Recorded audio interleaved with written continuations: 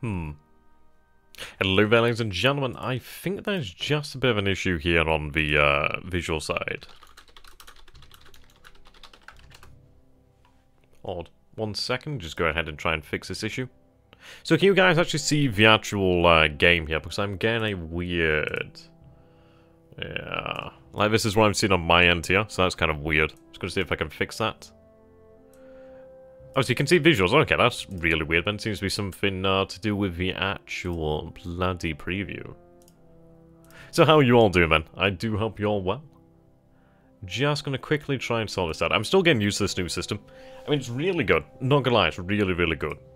Like, very handy. Okay, I'm glad you guys can actually see what's going on then. Let me see if I can just reopen it if that'll actually fix things. If so, that'd be great. Okay, is they gonna do it? Maybe?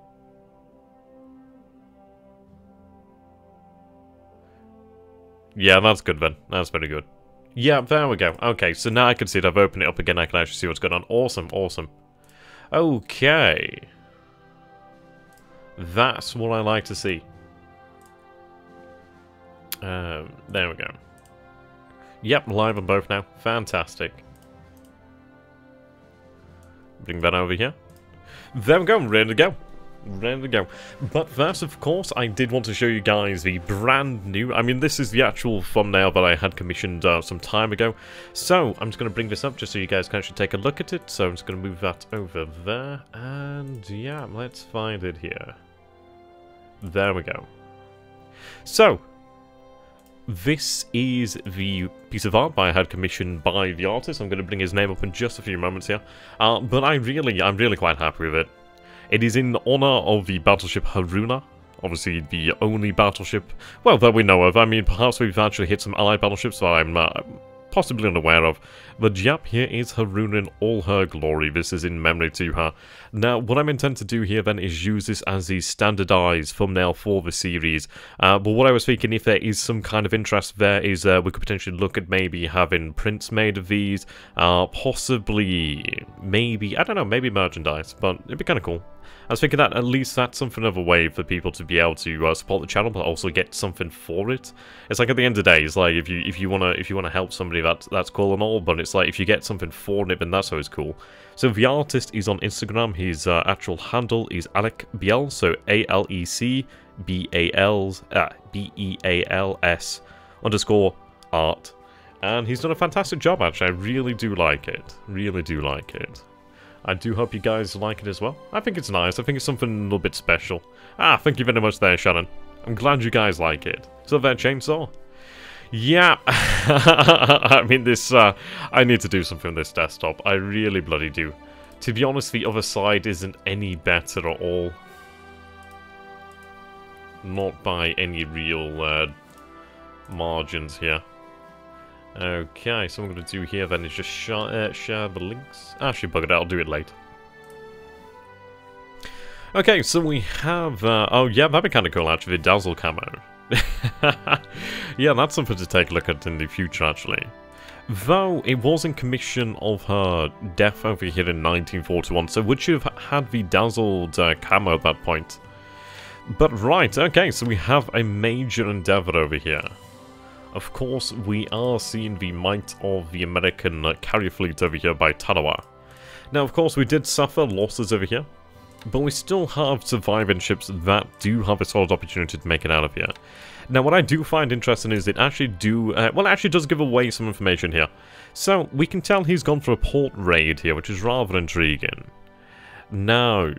perhaps the actual patrol boats were missed. I don't believe they were actually included in the combat vest. We'll go ahead and actually double check it again. Okay. Where are we looking? It is... yep, okay. Yep, so the actual patrol boats themselves were not included here. So that's interesting then. See, if this was perhaps a destroyer or something that was potentially worthwhile, something that was actually capable of actually fighting the enemy, then I'd consider sending that out to actually oppose the American carriers. I mean, there's still something to be said about maybe having them charge towards the carriers, knowing full well that they would obviously die, but it might be useful to, well, to potentially break up the formation. Oh, that's really good there. And of course, if you guys would be interested in something like that, I'll have to check it out. I think probably like Prince or something would be nice way. It's just, I've always wanted something when if you guys decide to actually support myself and the channel, then you're actually going to get something for it. And it's like, I thought, nah, let's have something original made. So, I like it. I'm happy with it. And ideally in the future we could have like different variations. The artist is a pretty cool guy. So, yeah, happy with the product. And I'm glad that you guys are as well. I mean, that's, at the end of the day, at the end of the day, I want you guys to be happy with it too. Okay, so as I was saying. Now, we do have possibly an opportunity here. It does really depend. See, what do we have actually in the port then? Of course, all these ships here are really quite critically damaged. Ikazuki, she's pretty rough now. So we're currently fighting the fires aboard here. It's a shame because this destroyer here could have done a very good job, and it's one of the superior destroyers as well, so that's a shame. We do have a few ships out here that we are going to try and evacuate. Some of these are very, very good ships, so we are going to try and get them the hell out. So I have only been able to catch the beginnings of the turns. What is the tactical situation? Right then, Shannon. So, THG has revealed his 3 carriers over here. So they're deployed in 3 separate forces to avoid the American coordination issues when it comes to their carrier forces in the early parts of the war. Now, we did lose the light cruiser Tenru, we lost a destroyer. Obviously, we do have all these ships in port that are fairly damaged. But the interesting situation here is he's going to have to more than likely spend perhaps another day here on station. He'll obviously be moving north, but he is going to have to send aircraft here to hit Tarawa again. The interesting question is going to be, is he actually going to move north towards the Marsh Islands, where we do have... I wouldn't call it a trap, I'd call it a defense. So of course he's hit Tarawa over here. So we did discuss our options, well, his options. So the option might be that he moves north over here. He may choose to move around. He may choose to pursue a path that is actually further out from the actual islands themselves. Now, we were considering actually setting up a directed flight path, basically like, I can't remember what it's called now, a patrol zone. The issue is, if we do that, he may actually move outside of it. And at least we do have a good chance to actually detect the enemy. We are aware of them, which is good. So then, JV, how's Bordeaux this time of year then? I do hope it's well. But we do have a few things going for us. We do have some patrol, well, float planes over here. We have float planes here. Basically on all the islands in yellow, really. Of course, we do have like the actual H6K4s over here. So we do have a pretty good amount of reconnaissance in this area, which is very handy. That is going to come in very, very useful. Now, personally, I don't think he's going to go north. I think he's well aware of the actual dangers that the Marsh Islands present. Though, of course, we have been discussing this as, really, what is it he's trying to achieve here? I mean, personally, I think I can understand the reason behind the attack. I just don't know if I agree with it. I think it's very much just a retaliatory action, as been said in the past, by Commissar Roach, for example. It's a spoiling attack, which I can agree with. I can see the reason behind that. I just don't know what he really stands to gain from this. Of course, he's sank a light cruiser and a destroyer, he's sent some actual transports to the bottom, he's caused some damage over here at Tarawa. But ultimately, Tarawa isn't exactly the truck of this area. And he does know. Yeah, he knows exactly what he's in for in the north. He knows I do have naval bombers here. He's had submarines on station around this area for a fair while now. He knows I've been running ASW missions. He's aware of that. I don't know if he knows exactly how many there is, but he's going to be certainly aware that there are naval bombers in this area. He also knows to the south is Kiributai. He didn't, well, he lost track of Akagi and Kaga for about 2 to 3 days, so he's not known where 2 of our carriers are, so 1/3 of the actual carrier force out in the Pacific, so he hasn't known where that is. So it's a very bold move. I find that really intriguing. I wonder if he's tried to preempt us by assuming we'd have carriers to the north, the Marsh Islands are potentially nearby, or over a track. Of course, our carriers are still down in the south. They're not too far out from Luganville, to be fair. What's up there, Epic Duck? How you doing, my friend? Not bad for work. Yeah, that's awesome, dude. And you, how are you? Not doing too bad, actually. Not doing too bad. I don't think I can complain much. We're actually, well, with the actual friends I have in well, I suppose this is the geographical proximity close to me. We're actually looking to start on a Pathfinder game ideally soon, so that's been kind of cool. Been really nice and interesting looking at the different options there. But okay.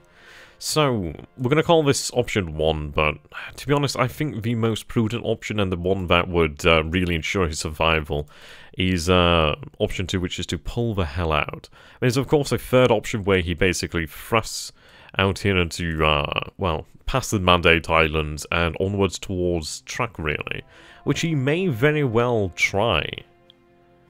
He could do it. He could try to bypass the Marshall Islands and its defenses. He could head back to either Johnson Island or Palmyra, ultimately back to Midway. We do have plans in place to potentially try to hit him on the way back, though they're not particularly likely to succeed due to the speed at which he's going to be moving. Now, we do have some information here. We do see that 2 of these forces are apparently moving west, obviously, yep, moving to the west there. But, I don't know. I think it's very likely he's going to retreat. There's a good chance he may actually move north towards the Marsh Islands to hit additional targets. Now, thankfully, we were able to clear out a lot of the Marsh Islands of actual potential targets. So, as far as it goes for actual naval assets and basically civilian... Well, I like the Merchant Marine. There's not particularly much out there. There's not a major plethora of targets, so he's going to be limited in that respect. Now, we are preparing for this. We are preparing what is pretty much like a last... I don't know, it's like a throw of the dice, really. What's the plan with the submarines? We'll be going on to the submarines shortly, actually. So, I'm just going to go over the actual plans here. So, of course, we do have the F102 Peats. We have E7K2 Alfs over here. We obviously have quite a few aircraft over here. It's a shame that the thoe detachment then of the H6K4s are basically unworkable. We need to have them picked up by a tender at some point in the future. Yep, additional float planes over here. The most important ones being the actual Jakes over here, the E13A1s. These guys are superb. Now, of course, we are running naval search here, 100%, 6,000 feet. Over here at KYJ at Kwajalein, we do have 30 Ki-31Cs, Ki-431Cs. These are really the only fighters in the area. We do have some additional fighters in the form of, let's see here, in the form of the A5M4s, yep, so we only have 8 of them operational, one of them is not operational. Now, the experience is not too bad, morale's pretty good actually, pretty good indeed, fatigue's not too bad at all. So yeah, we have the A5M4s, which are going to be going ahead and running combat air patrol over Kwajalein itself. We also do have the Kiyokawa detachment of F1M2 Peats. Now, these bad boys are going to be pressed into combat air patrol. They're not great, don't get me wrong. They do have a fair amount of maneuverability. They have an okay amount of durability. I mean, we'll compare that to another fighter. Yeah, it's only slightly weaker than the A5M4. And it's, yeah, it's not too bad. It's not too bad. Can you use the float planes as fighters? Yes, we can, well, we can press them into that role, and they are going to be pressed into that role ideally. Now, the idea is going to be basically, we have the Ki-431Cs running at 6,000 feet here. Obviously with the drop tanks out to 12 hexes. So what's that, about 480 miles, give or take, something in that region. Now, we have a great number of actual assets over here. So we have a fair number of the H6K4s over here. Now, these bad boys are all set for naval attack. They're all running about 10% search, so at least, well, not whatever is going to be out there from the squadron. But the beauty is they're all armed with torpedoes, they're all on naval strike missions, and the H6K4 actually carries 2 torpedoes here, 2 of the Type 91 torpedoes. They actually have pretty damn good durability at 44, maneuverability is, yeah, well, you can imagine not too great. The issues, I feel we may lose a great deal of these, but I suppose the issue is I was initially hesitant about actually pulling off something like this, as, yeah, in reality, it's going to cost us quite a bit. As, to be honest, I don't want to lose a great deal of airframes out here. It's going to set us back to a degree. We'll be able to make do, but obviously I'd like to preserve them. But, as people have been saying, it's an opportunity here to hit American carriers in January 1942 without risking our own carriers. This is an opportunity that is not going to come up often. Only the roofies, which are basically a float plane. Yeah, I wish we had the roofies. They would be quite nice. They would be very nice. But yeah, on top of that, we also do have... Let's see. We have 2 squadrons of G3M2, so we have 27 here, the Cheetos KUT, and the first KUK over here. Sorry, KUK over here as well. Send them to attack at night. We'd consider that, but we've decided against the night attack due to the fact that we can't search. So we couldn't really guarantee any sort of hit. We're going to run here at 50% search. We're going to try and overwhelm him, to be honest. It's a hard choice, it really is, but I think we need to just maximize our chances of actually finding the American air group here. We're running out about 12 hexes, so if we take a look at here then, so obviously from Roynema. Actually, to be fair, from Roynema, we might have to increase that to about 13 hexes. 14 hexes here. Let's take a look. So, Mackin... Let's take a look at the distance here. So that's 10 hexes. Okay, 12 hexes. Okay, yeah, right. No, 12 hexes is still good then. Obviously, the fighters are going to be escorted, so that works fine. Yeah, that works fine. So this is a point at which we could be in a position to actually strike at the American carriers. So something like that. Kinda. Roughly like that. Probably like that. Something in that sort of region there, really. It's a very bold move. I mean, this is it. I was very hesitant about it. Now, the way we're going to try to attempt this, chance to hit instead of suicide attack at daytime with the 4-engine float planes. How many days away is Kiributai? Kiributai is about 2, 3, maybe about 4 days away. Depends obviously what speed we'd move. Now, we are going to be running this as a very low-level operation, so about 6,000 feet here. Ideally, what we're trying to attempt here is to get under the American combat patrol. Yeah, I know what you're saying there, Martin. I really do know what you're saying. It's one of these things where, I don't know. It's a difficult one. It is a very difficult one. I could attempt to run a night operation, but the thing is, if I run a night operation, we're not guaranteed an actual chance to try and attack the American carriers. We might find our airfields have been hit in the day. It's a difficult one. I don't think there's a really easy choice when it comes to this. So, I think as far as it goes, it's like... If I had the ability to run the night operations, and actually set a search pattern out there, obviously increase the amount of squadron that's going to be out on search. Unfortunately, we don't have that ability at the moment. I just don't know what sort of chance of a hit I could achieve here. So, we'll give it a go. If the objective is just think, yeah.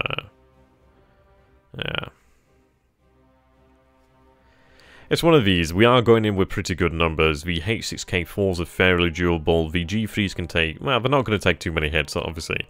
We do have a decent number of K43s. Obviously not enough to actually challenge the American air supremacy over here. But what we are trying to do here then is just... This is just one throw of a dice. We are not going to be doing this again. It's just one chance at this. Obviously it depends really if the Americans are going to move to the north here. It's not guaranteed that they will do. What I'm hoping here then is he actually dispatches a raid to K1J, so Kwajalein Island, of which will be ideally intercepted by, well, at least actually fought off by, well, obviously they're going to be succeeding in that. But the A5M4s and the F1M2 Petes, at least if they can try and present something of a speed bump to the enemy, that would be nice. How will you gauge success? Will you accept damage to the enemy CVs for losses you take, or must you sink one? See, this is it really. I'm not 100% sold on any of these stratagems, really. I think the issue is if we vacillate, well, we might potentially lose a chance here to really... It's very interesting. I think it might be very well one of these turns where we may very well regret it, we may actually celebrate it. I think it could go in any number of ways. And the issue is, as well, we don't even know what THG is going to be doing here. What's up there, Flint, how you doing, my friend? Yeah, so... It could really go any number of ways. I might... I don't know. I might regret it. I might wish I'd gone with a night attack. If we go with the night attack, we might regret it because we lose our chance to actually hit the enemy. It's uncertain.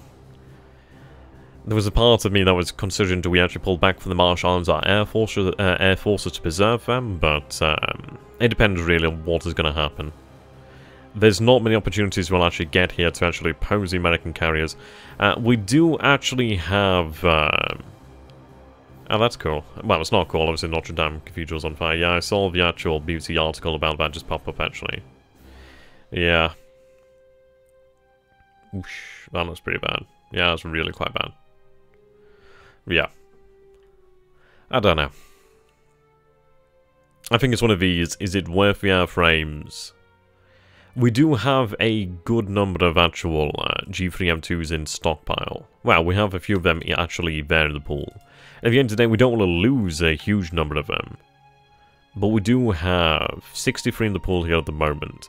So we could replace the losses to a degree. Obviously, this is not a great thing here. Now, from what we've seen in the previous attacks over here at Tarawa, we saw that about 30% of the combat air patrol was dedicated to an actual mission, and obviously then the actual strike package. So... we are seeing that the actual combat air patrol is going to be reduced by a certain degree. What we're trying to bank on here really is the fact that our aircraft go in extremely low level. Hard to hit with bombs from level bombers. Yeah, we're going to win torpedoes. Everything's carrying a torpedo. To be honest, I'm actually considering increasing the amount of torpedoes here in the 24th Air Flotilla. It's not a bad idea, yeah. So, they're only 10 supply each, to be honest. It's not exactly... yeah, it's not an issue. We do have plenty of supply here, so we're going to up this to about 150 torpedoes. You do not want to hit him, but sink him, and for that you need about 4 torpedo hits, and Kiributai should rush back. Are you prepared to lose elite pilots for that roll of a dice? I think this is it, really. I suppose the actual campaign here, there's really two choices. We have the choice of actually trying to make a dash for the actual early victory, the 1942 victory, obviously the automatic victory, which we might have a shot at. We are pushing THG into a situation here where Australia is going to be soon under threat, and we are going to be considering operations at Australia, which are going to be fairly plausible. We could actually pull off some sort of operations over here at Darwin. I mean, Darwin's going to be one of these major ports in this area. Possibly what we're going to be looking for here then is really trying to identify the port at which he's actually been taking the fuel. Now, more than likely, he's been taking fuel from the Dutch East Indies. And I got to say, it's probably been heading out here into either Australia or India, or probably both. So what I'm thinking is, if we take a look at the actual ports on the northern coast of Australia, you can see really that it's only really Darwin that actually has the connections to the rest of Australia's infrastructure. Over here at Port Hedland, it's not a bad port size too, but there's no connection to the rest of Australia. It's like, where's it going to take it? There's a port over here, but it's only a bloody road. So it could serve... I mean, of course, there's some other ports over here as well. And of course, there's Perth down here, but that's obviously quite distant, which is a good port, don't get me wrong. It's a very good port. But Darwin is much, much closer. And the beauty is, if we were able to seize Darwin, that would actually give us a really, really nice staging point here for the rest... Well, really, for controlling the Timor Sea and just controlling this area in general. It would be very good. We'd be able to try and lock down the Torres Strait. We'd be able to just lock down this area, to be honest. But, as Martin says there, are we prepared to throw away elite pilots' lives in a... well, operation that's not even guaranteed any sort of success to try and hit his carriers? I think what we need to do here then is, obviously if we were able to sink one of them, that would be amazing. That would be the best result we could possibly ask for. As far as it goes, I did have a question earlier on, what would I consider a success? What I'd consider a success here is, if we obviously hit the carriers, to even get through to the carriers would be considered a success. If we can obviously, I mean obviously I need to land the torpedo on the carriers. Ideally, we land torpedo hits on multiple carriers if we can actually try and land a few hits on just on his forces here. Ideally, I'd like to sink a carrier, of course. I mean, at the end of the day, we all want to see an American carrier go down. But for me, I'd count the success as really slowing the American carriers. If we can land just enough damage to actually slow them down, to a degree where we can actually chase them down with Key to Wutai, then we'd be able to really force a decisive battle. Yeah, anyway, he's going to sweep all your airports on his way, which is why we're launching our aircraft, just really trying to avoid that, to be honest. There's going to be a lot of combat air patrol, but at least some of it is going to be going out with the strike packages, more than likely. I'm half tempted, and I'm not too... I'm honestly not getting about this. I think it might be worthwhile to try and send perhaps 1 or 2 patrol boats out here. What I'm thinking is potentially we try to send one like over to this direction, we try and maybe send one out to this direction. What I'm thinking here is we could try... I imagine it depends really on what sort of threat tolerance he has his carriers here. If his carriers are on low threat tolerance, we might be able to actually split up the carrier force. And I think this might be the only way we can actually really... well, the only other way we can actually try to reduce his combat air patrol here.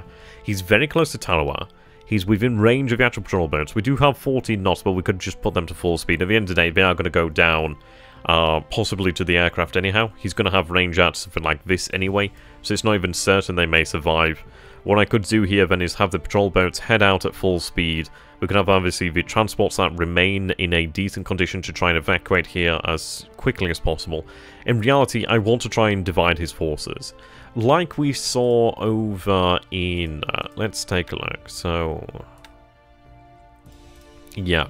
So like how we saw with the Singapore Express. Now, in a battle, was it about a day ago or 2 days ago? We did see the Singapore Express actually encounter enemy transports.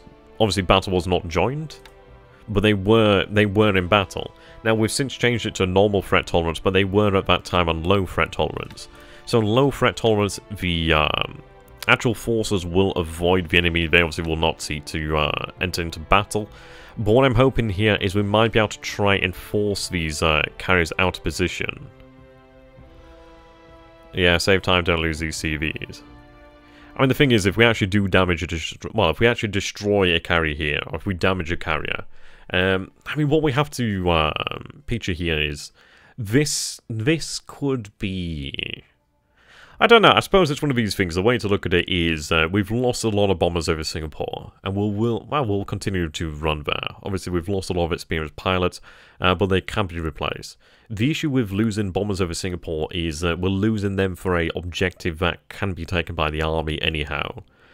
Now, we do have bombers over here, and there's a good chance that the vast majority of them might not survive. And probably, I'm estimating, I don't know, maybe 80% of them go, maybe 60 to 80%, something like that. I mean, we do have actual escorts out here. We have the Ki-43-1C split up into 3 groups, and the Ki-43s are actually, for the most part, they do have good pilots.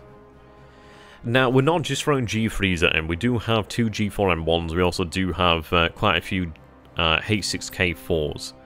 Now, at least they do actually have some okay defensive armaments.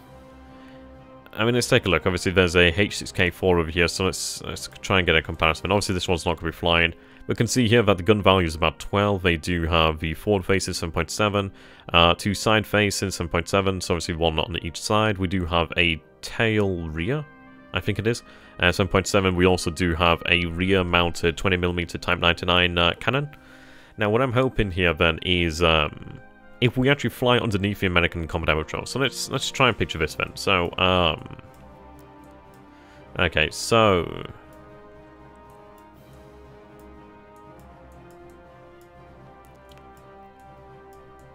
okay, so imagine this is all the different altitudes. This is 6,000 feet, 10,000 feet, 15,000 feet, 20,000 feet. Now, he's known us to travel, well, to basically fly almost exclusively at 20,000 feet. We've never really ran anything low. What's up there, Major? How you doing, my friend? We've never ran anything low here, ever. Now, we did see how effective that was over the Kota when he ran in his PBYs. So what the hope is going to be here, then, is with the patrol boats heading out there to try and split up the American carrier force, we might be able to isolate some of the carriers. It's obviously not a guarantee. Possibly. It's hard to say, though. He has quite a lot of altitudes here to consider. But I suppose what we have to try and work with here is doing something that we've not done before. We've never done such a low-level raid before. So I'm hoping that this may surprise him. He might be thinking, okay, he's going to be more than likely running at 20,000 feet, or he's going to be running about 8,000 feet. What I'm hoping that we can achieve here is, let's say there's an American fighter over here at 20,000 feet, give or take, or even potentially down here. What I'm hoping is, if we actually do come in fast and low, at least with the escorts and obviously the mass fighters and bombers, that we might be able to just gain the time that we need and bypass the actual combat patrol. Now, as I've said multiple times, it's a mission I'm not 100% certain of success of. I mean, I'm going to say success might be about 10%, something like that. It's not even guaranteed he will move north. There's no guarantee he will do that. We are being somewhat conservative by setting this to about 12 hexes. Obviously, that there is going to be an escort. Radar on his CVs will provide enough warning to vector planes onto your float planes. Okay, well, that's a shame. And I suppose the issue is we have no way to actually avoid that, really. Yeah, the Mavises are low, but we're not just using the Mavises. We are running the G3 M2s as well, so at least they do have some additional speed. Yeah. Major. See, this is it. It's like there's a lot of viable options here. There's a lot of viable options. And, I suppose I'm willing to throw the dice on this one. We'll do this once. And then whatever survives, survives. As asked, what would I count as success? I'd count success as being landing a hit on a carrier and then slowing it down. Slowing it down enough for Kidabutai to catch up. We're splitting between low and high, split his combat patrol. See, the issue is if we split the actual altitudes of our strike force, we are then reducing our own coordination. What we want really is to actually throw them into one massed force. Unless you can get about 100 zeros to fly as escorts, there's not going to be much getting through. Well, I know. It's not about infinite. Yeah. I think it's one of these, really. I think we can consider this a... I think there's only one time that we'll be able to consider something like this.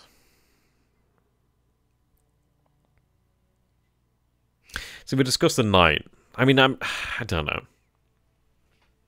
I think what we'll do here then is, I know Major, Infinite, and Martin, I know you guys are pretty damn good veterans here. We could potentially run a night operation. I'll let you guys decide on this one. I find it hard to make the decision myself, really, just because there is a lot of varying options here. A sneaky night attack with only the float planes, you will need them. I think you only make 9 a month.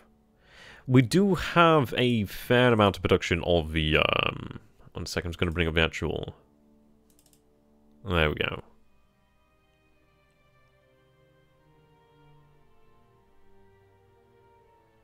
I was going to bring up the tracker here, 2 moments, guys.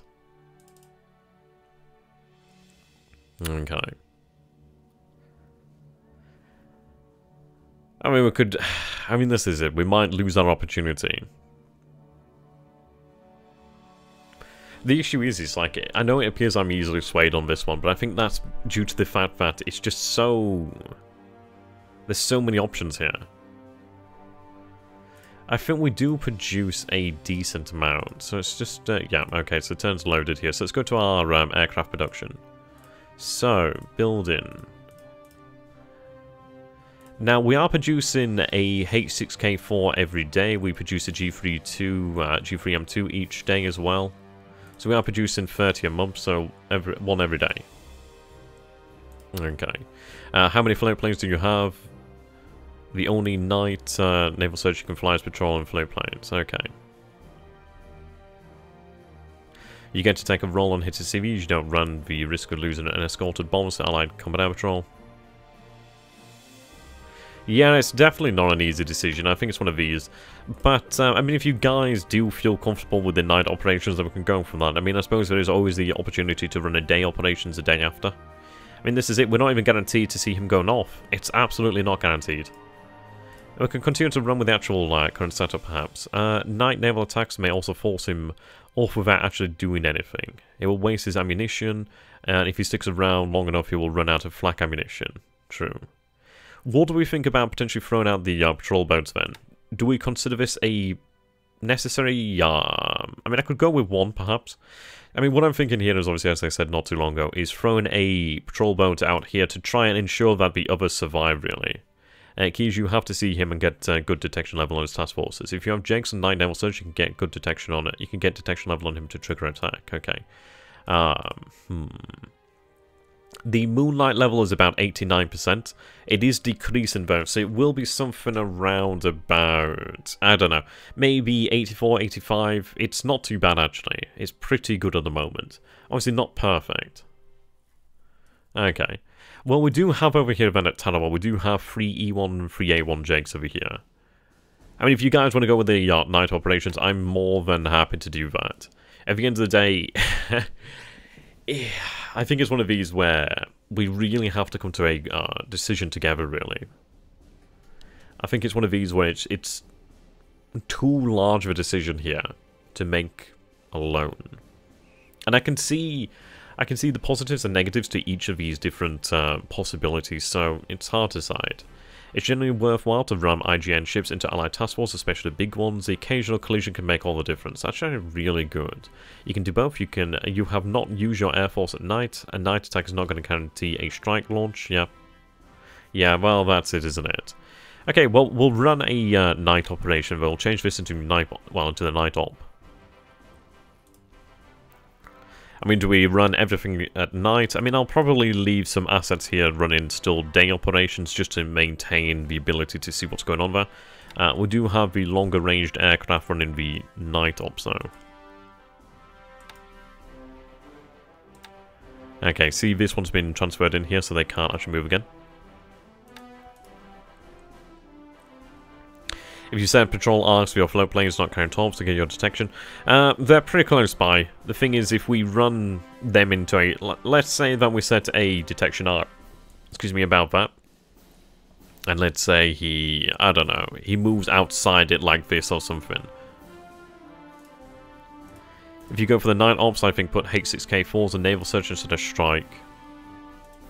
I mean, I could go with that. I mean, it would really, really give us a good chance to actually detect him, and we'd always have them available for another strike, potentially, as well. In the current operational setup, the daytime strike will result in massive losses for minimal chance of hitting. The night operation will bring your losses right down. Yeah, okay, I can get behind that. So what we're thinking here, then, do we run night operations? It would get the pilot, well, I suppose it would get the actual aircraft off the ground. Yeah. No, I don't imagine he'd have much in the way of night combat air patrol up. I think this is it, really. He might have some combat air patrol. But as we know, the American pilots aren't exactly up to scratch right now. So we do have that advantage for his going as well, which is going to be quite good. Okay, so yeah, I think we can consider this. And we do have 2 squadrons of G3M2s, so we do have a fairly formidable force there. Okay. Now, if I put these bad boys onto naval search, if they do actually find the enemy, would they still continue to attack them? And I can put them on 100% search and make sure they're out there, so... Yep, okay. 100% search, yep. All of the H6K4s over here, the Moses, all going to be run with naval search here at night. Night attack, making the best use of your reconnaissance. The night operation also plays your superior pilot experience. Yeah, that's definitely a good point there, which translates into better navigation and night flying skills. Now, we do have nearby airfields as well, so that's quite handy for us. We'll run the Kaya 43s at night then. Okay. At least we do have an actual escort, which is quite nice. Right, so all the Kaya 43 once the Oscars can be running night ops. I mean, this is it. It's like... The significance of this operation, should it succeed, is just unparalleled. I mean, this could be the one opportunity here that we have to really just absolutely change the entire war here. I mean, even if we were to achieve a major victory, I mean, a decisive victory here, like, and destroy all 3 carriers, let's say, for example, he will still have another carrier, but he's going to find his actual ability to proceed into 1942 and 1943 just dramatically lowered. 35 air skill, wonder if he can find the runway. Yeah, and that's a good point there. We did have to reload the save, so I believe I went beforehand. Actually, yeah, okay. We did reload the save beforehand. Before I reloaded it, I obviously had changed these. So we'll change the squadron commanders. Good eye there. And don't bother with the Oscars on night. Keep them daytime defense and combat patrol. I suppose they can actually do fairly well at that. I mean, they are... Do we run them? Yeah, we'll run them as 1 unit then. So we'll have them fly at daytime. Now, do we fly here? Let's see. So, 21,000 feet. I might go for about 25,000 feet, perhaps.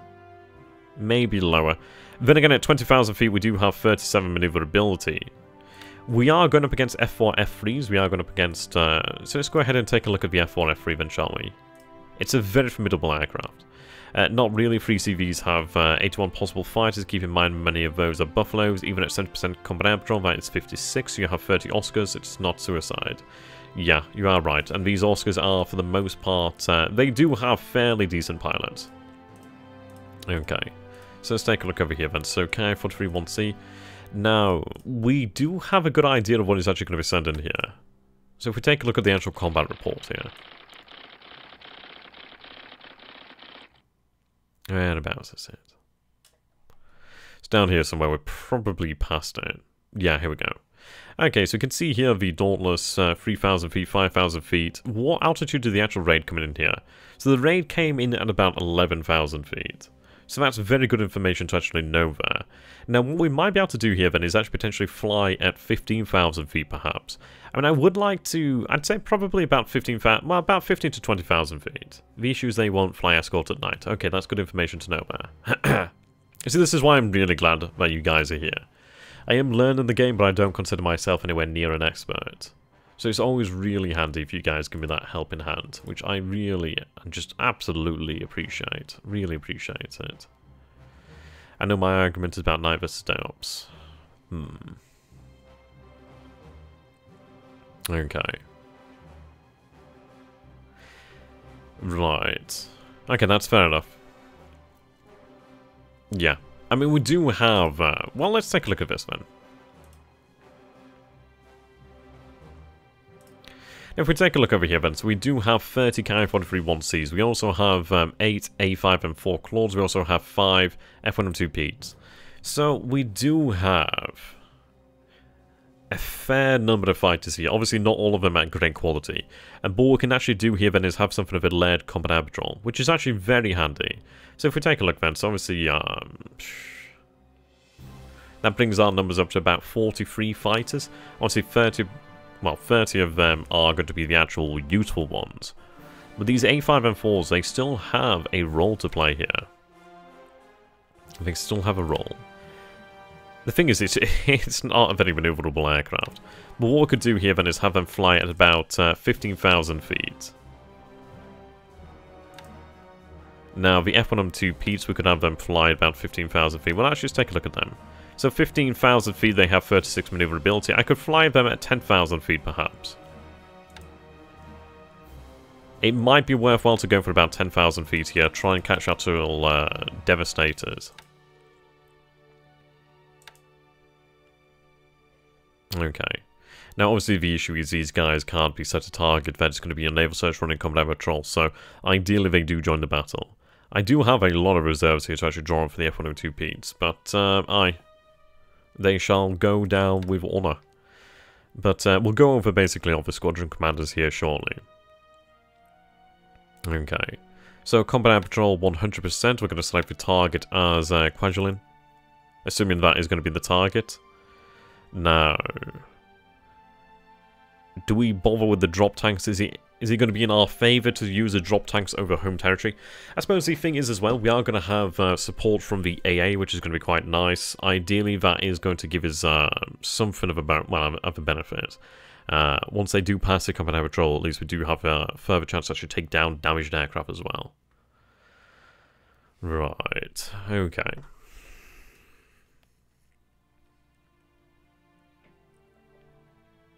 Yeah.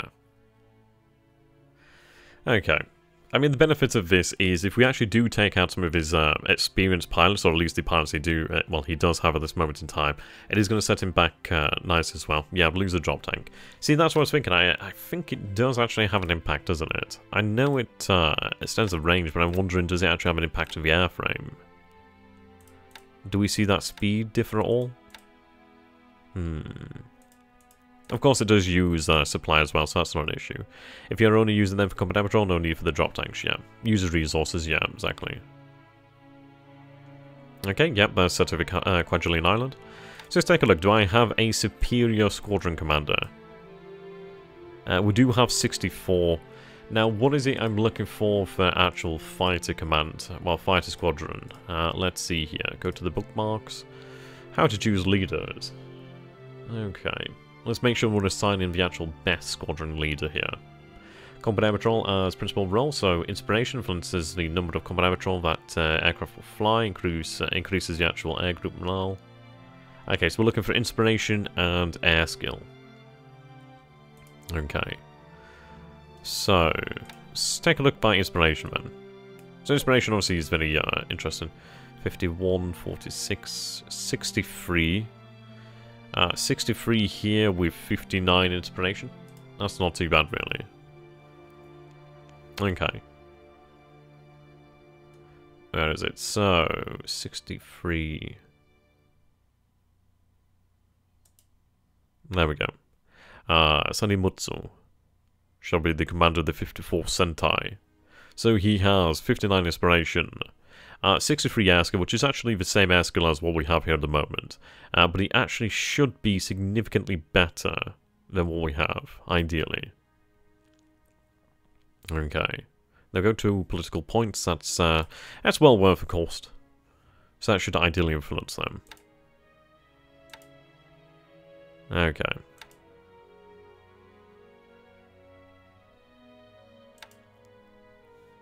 He's not too bad. Right, let's take a look at our idle strike package. So, let's make sure they're all running the night ops. Naval search. There we go.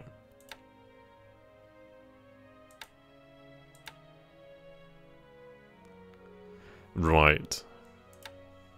Night operations. Do we run at 6,000 feet? I know it doesn't particularly matter, I suppose. So yeah, that looks about right. So all G3M2s are going to be running at this altitude here. Now we do have some reserves already in the squadrons, which is quite nice. Yep, so 8 reserves here. So they're running night operations, naval attack, yep. Torpedoes, yep. Now, do we actually extend the range here? Yeah, we'll go back and check that, Carl, thank you. Okay, so night operations, yep, okay. We don't have any reserves here. Okay. What do you guys think, Ben? Do we run this at a extended range? There's something to be said about that, but I suppose the thing is, Okay.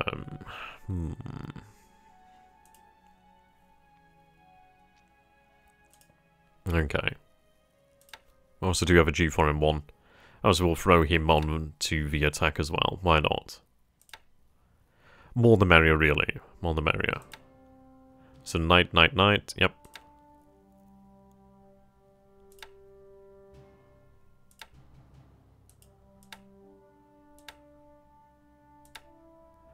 I suppose when it comes to the naval search, we could actually do with possibly expanding that. That's not an issue.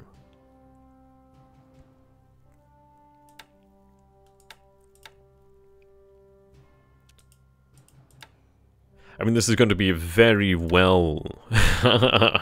it's going to be. This area is going to have a lot of surveillance, a hell of a lot of surveillance. Yeah. Oh, right. Okay. Now the issue is I can't seem to actually put in naval search on here, so that was my issue with the night naval attack. Actual number of planes is impacted by the experience, but by... Right, okay. Okay, that's pretty impressive actually, wow.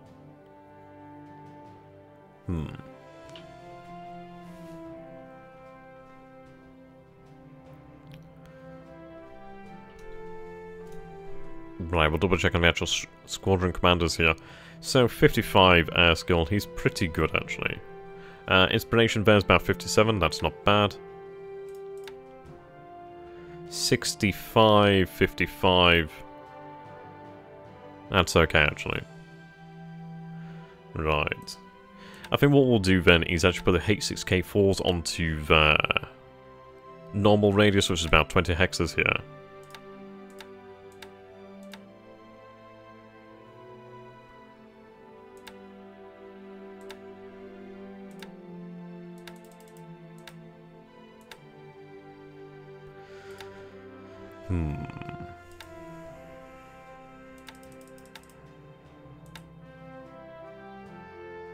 Right, okay. So we are effectively relying on these actual aircraft to, of course, identify the target. Make sure they're all set correctly. Yeah, 20 hexes, okay. Do we extend the range with the G3M2s? We do have the normal radius then about 15 hexes. So obviously that puts the carriers within range pretty much immediately. We could even potentially, well, pull off a strike mission against the enemy before he even comes in range of Kwajalein.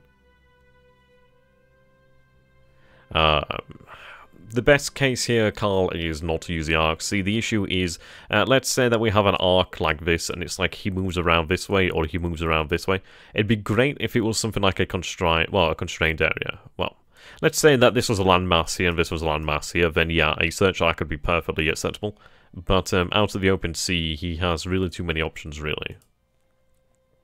Are we okay? What about... Yeah, I'm kind of leaning towards the 15 hexes, obviously the operational range. Now, the extended range about 18 hexes, but yeah, that should be enough. Okay. 15 hexes.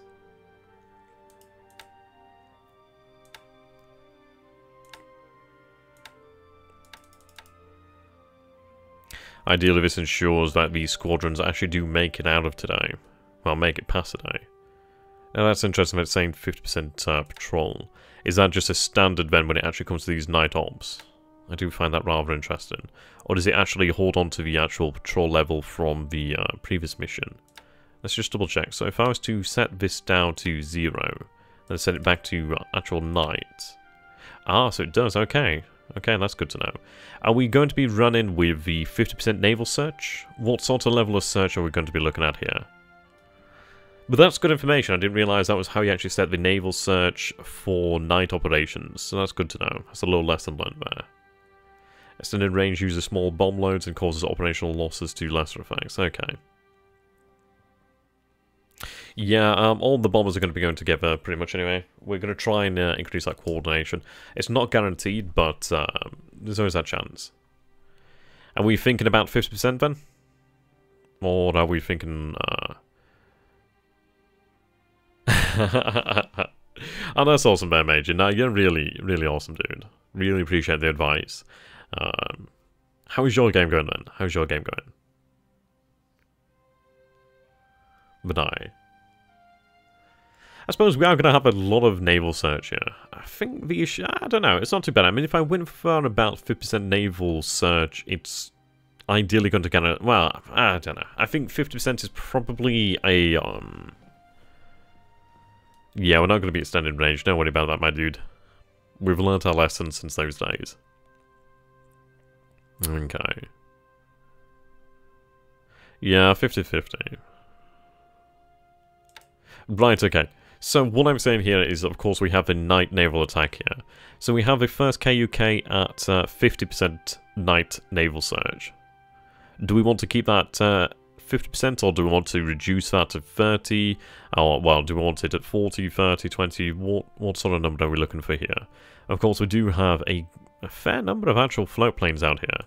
We do have the E13A1 Jakes over here as well at Tarawa, and of course over here at Wedgie, how the hell you pronounce it. They have range to about Macken Island. Obviously not guaranteed that they'll even search here.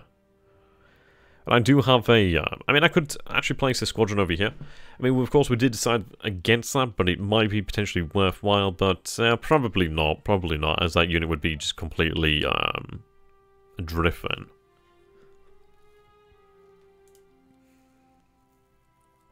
I suppose we do have a fairly nice number of actual bombers there.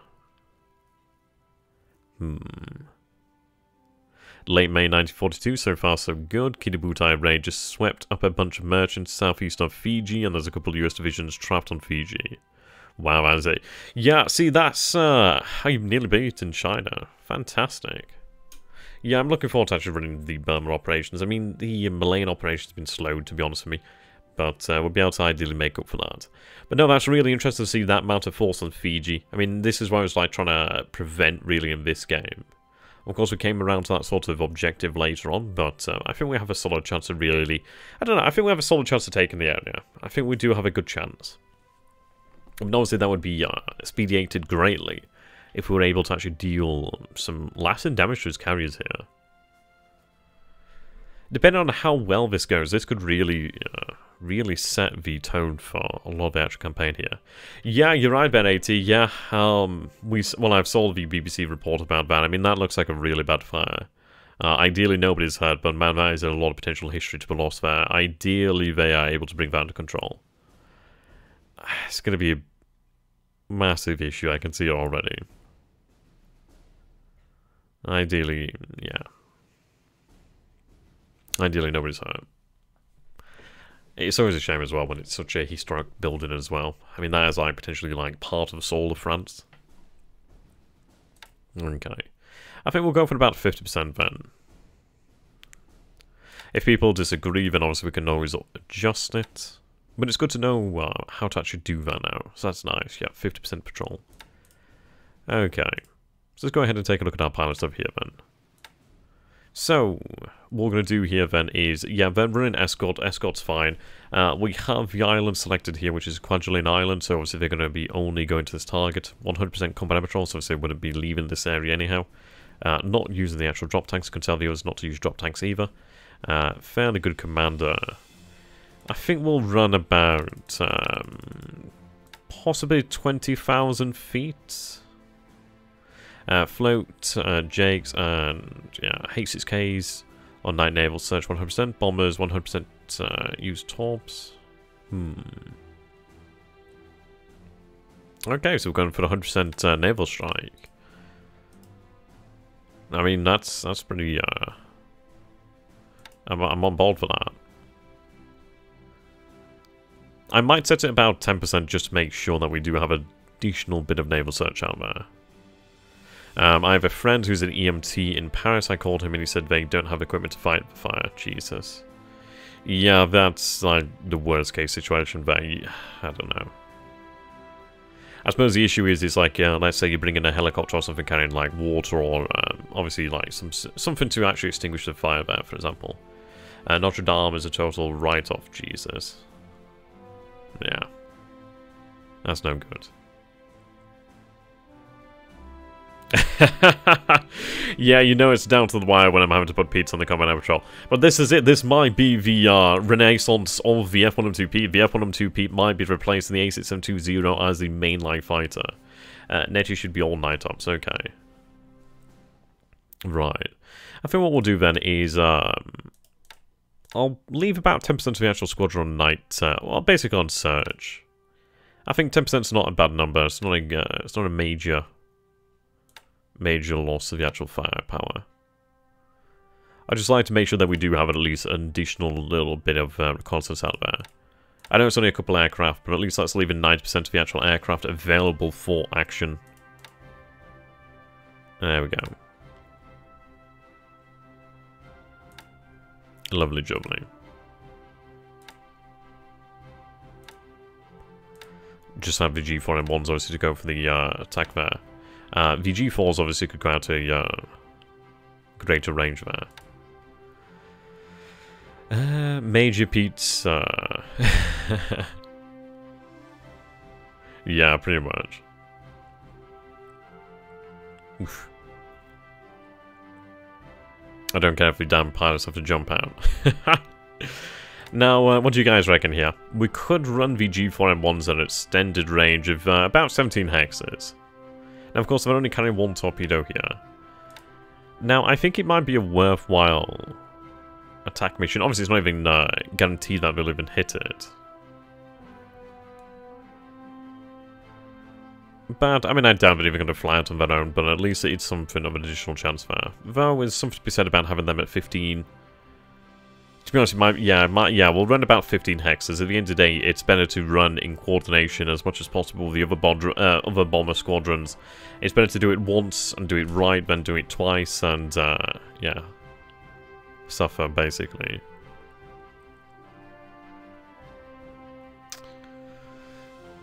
If the pilots of the Pete had a handgun, it'd increase the plane's firepower.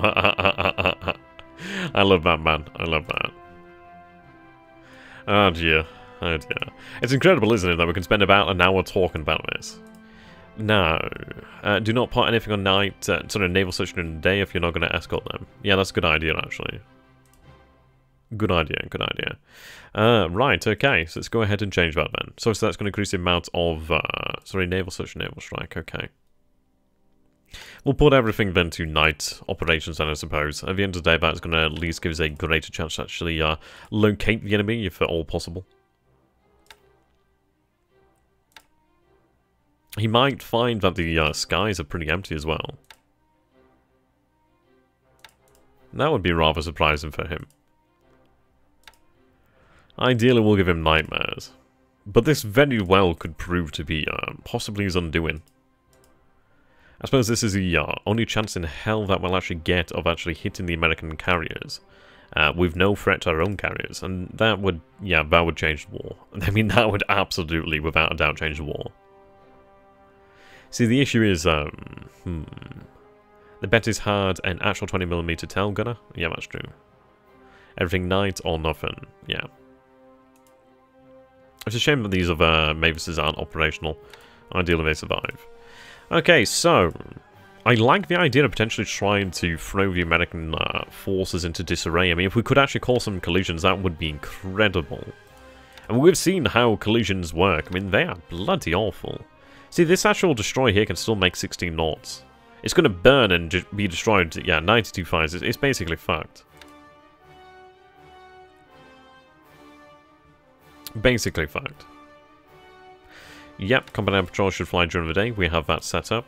So obviously these guys are running combat air patrol, so we're going to have a few fighters anyhow to make a stand with. And the 54 Sentai is obviously going to be the ones doing the main lifting there. So we have the A5M4s at about 15,000 feet. We have our F1M2 Peter running about 10,000 feet here, basically very low level. Then obviously the KI-43 is going to be running about 20,000 feet. Ideally we're going to be looking for the diving attacks there. As the war progresses and the Allies start to take the offensive, his CVs will come within range of level bombers, and they'll have lots of jobs to do, so more chance to sink them. Yeah, I mean, this is it. This is absolutely it. I suppose the beauty is here, especially with the night naval attack, we may have a solid opportunity here.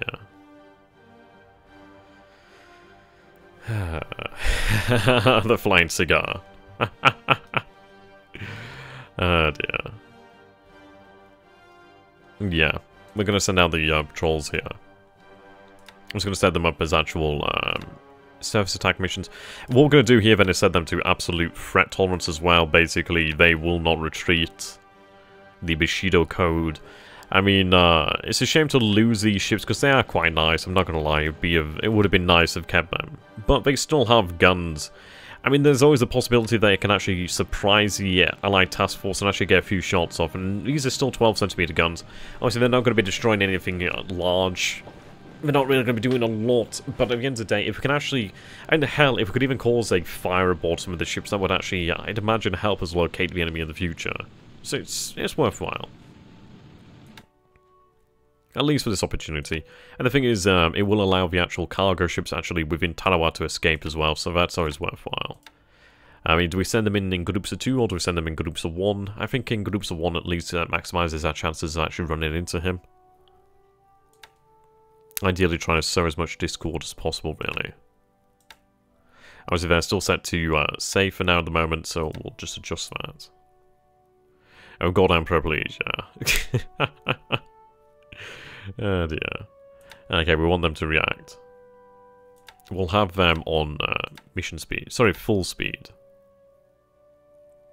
The DD has 92% fires, so honestly, I'd be amazed if she even makes it out of the port, to be honest.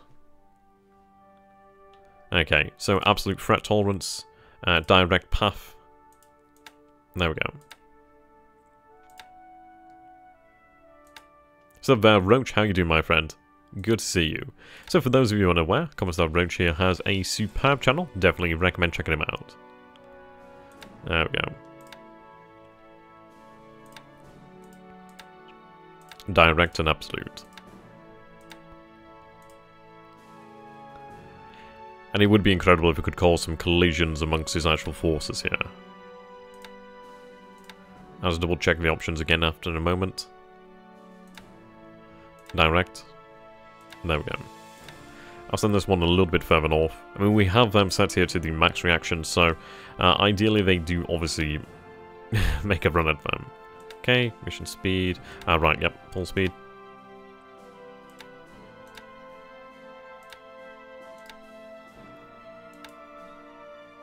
There we go. Like your videos, especially Grigsby is one of the East, turn 14 by Ross at the moment. Well, One of Pacific Animals Edition is definitely your game there, Sean. But yeah, I'd like to go back to one of these at some point in the future, actually. I've been considering that. It'd be nice to play potentially some kind of play-by-email game. Though, of course, I'm not entirely sure when One of the East 2 is going to be coming out. Hopefully sometime, I'd say probably next year. But that game's going to be fantastic. So, we're running full speed here. Let's just make sure everybody has the absolute threat tolerance. Yep, absolute. There we go.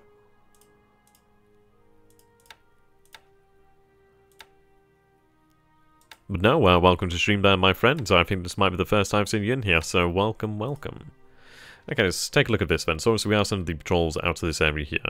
Of course, they are moving at full speed. I mean, it's only 14 knots, so they're not exactly moving out at any great sort of speed here. It might be worth it to actually send another one actually potentially closer to Mackin, actually. Oh yeah, maybe about there. Let's take a look at that. 2-shot range, look at the distance involved. Yeah, Taro's 15 hexes. Yeah, I think we might look at sending them further to the north then. At the end of the day, we'll still draw their fire. We'll have one then. Yeah, okay. So, possibly just to the north there. We'll set a additional patrol pattern then just further north then. Ideally keep them moving. In fact, just on the off chance he doesn't move perhaps. Yeah, don't worry, I've got the fat old fingers as well. Okay, head straight for Mackin. And this final boy. You can head all the way over north. Well, actually, I'd say bad there. I mean, this is it, we need to try and cross this path, don't we? Okay, so it's a bit of a random patrol, but at least it does actually give us a chance to hit him. Okay, so what we're going to do over here at Tarawa. I mean, the thing is, I'd like this destroyer to survive potentially, but she's pretty fucked.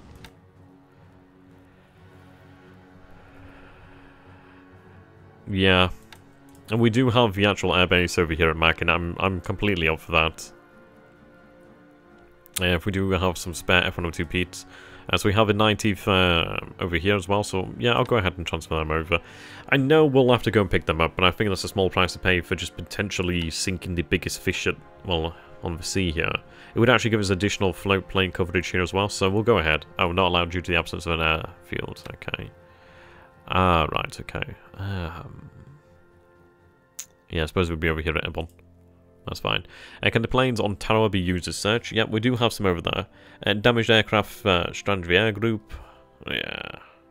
No, you're right, you're right. I think we're alright with that one. So, yeah, let's try and get these ships out of here, really. There's some on amphibious, just so they can actually try and get out. So let's see you then. Right, they are short-legged here. They do have some fuel to share. Not much, not a great deal. See you later there, Chainsaw. Yep, ideally we do have good results in the following turn. Yeah, I mean, this is it. But I can stand by the actual decision here for the... See, now what we might want to do here then is send them out in separate directions.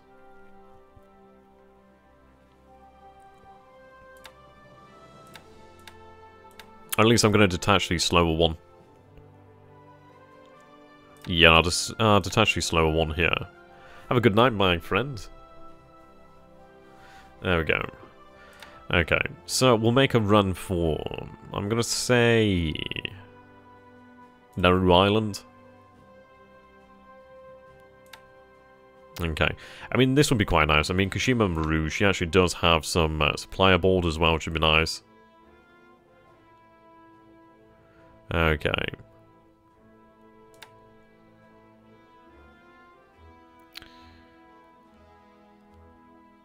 Never noticed them repair at all. Oh, right, okay. Yeah, I can imagine it's just basically one guy in a wrench, isn't it, really? Okay. And I could, to be honest, we could try to make a run towards Tulagi. I could do additional troop transports in the area. So if we can get them out of there and alive, that'd be great. So they can make a run towards Tulagi. I could have them run I'm going to have them run at full speed here, just to try and get them the hell out of dodge. I think it's worth the fuel if they make it out alive, to be honest. There's always the risk of a surface raider force over here, so, indeed. Okay. Now, we actually do have some infantry and guns in the island, so ideally the AA will, possibly cause him some attrition.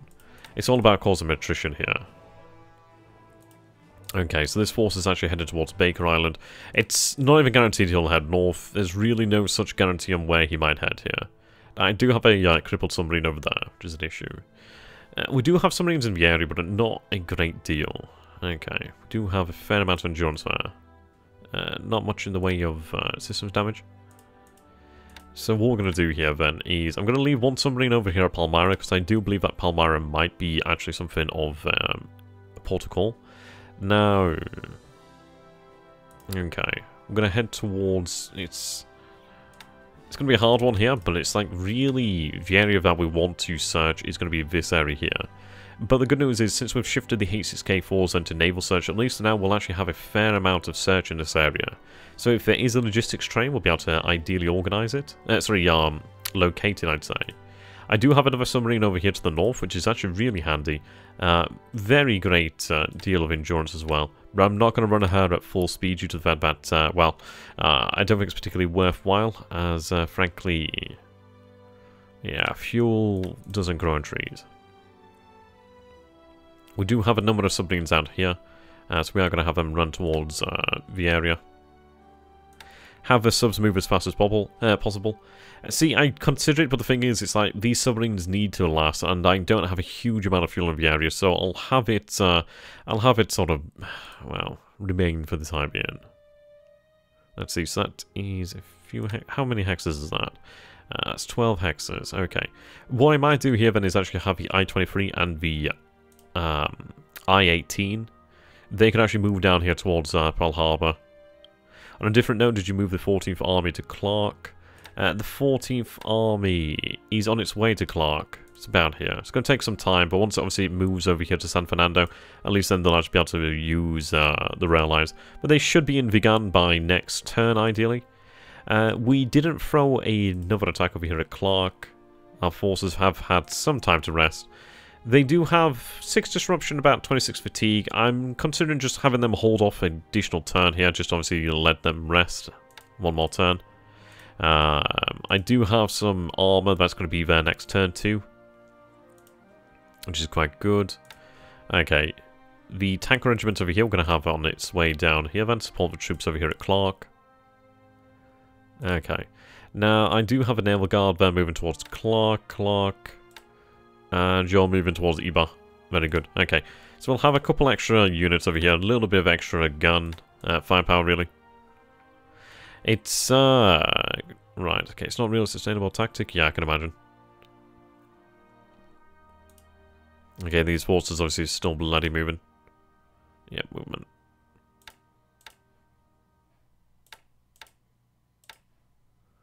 Right, you're moving to Paris to obviously be loaded out in the future. Can you move the 14th? I mean, if I can, I'd be amazingly happy. I don't think I can. And what I'm going to quickly do here then is just quickly save it just in case.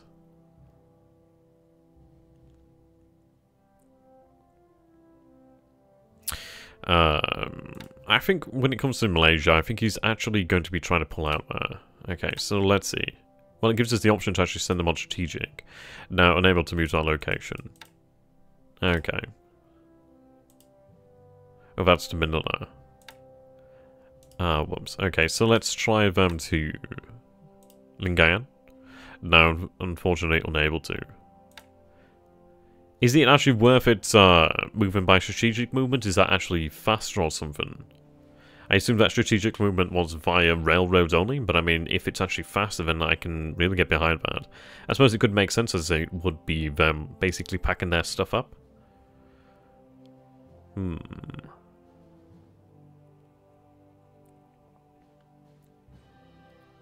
We could do. I mean, if it works like that, then definitely go ahead and try that. Okay. I was going to go ahead and actually share the link to the stream here if I can. Right, there we go, share. Okay. Just make sure everybody's aware.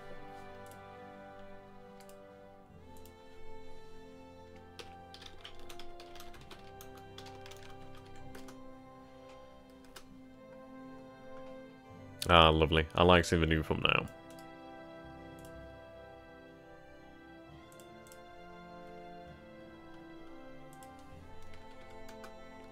Just trying to get a few more people in here, make sure everybody's aware.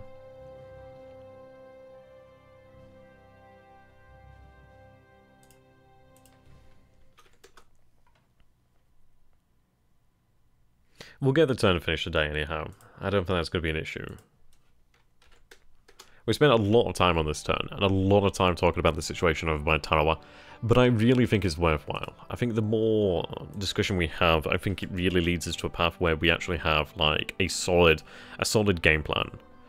Okay, Japan moves on railroad only, some allied units can move on roads. Okay, that's awesome. Yeah. And there's a road here, but obviously not a great one. Oh, right, okay. Well, that's pretty awesome. Make sure you tell them about a new voice channel for the Japanese supporters. We should set up meetings. So there, Jose. I'm assuming it's a Latin name, but welcome there, my friend. Jose, well, Jose Heredia. That's a cool name. Okay, so what we're going to do here then is just go back and reload the save then, obviously before we move the 14th Army Command. Okay.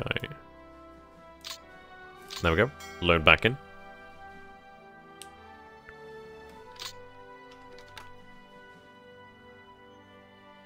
No, I'm thinking about going ahead and meeting Richard York next Saturday, actually, potentially.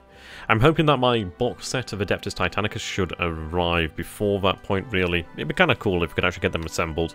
I mean, we're thinking actually about playing some Adeptus Titanicus games, but we might play other games like Bolt and Action or something like that. I can't remember what it's called now. Okay. Yep, 14th Army's on the move. That's good. Okay, so... Again, as far as we can tell here, we haven't seen any additional move. Well, we haven't seen any additional men over here to come back.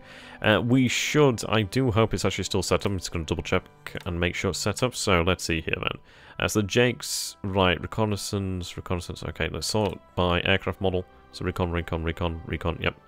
Double check that everybody is running the correct mission.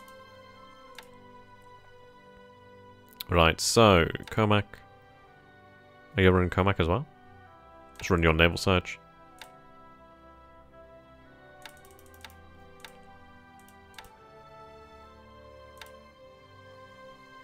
Obviously nobody there. New mayor. Naval search. What altitude was that? 6,000 feet. But you're running 9 tops. Naval search. Naval search. Reconnaissance of a Comac, okay. Naval search again, really. We'll give these pilots some time to rest in the future.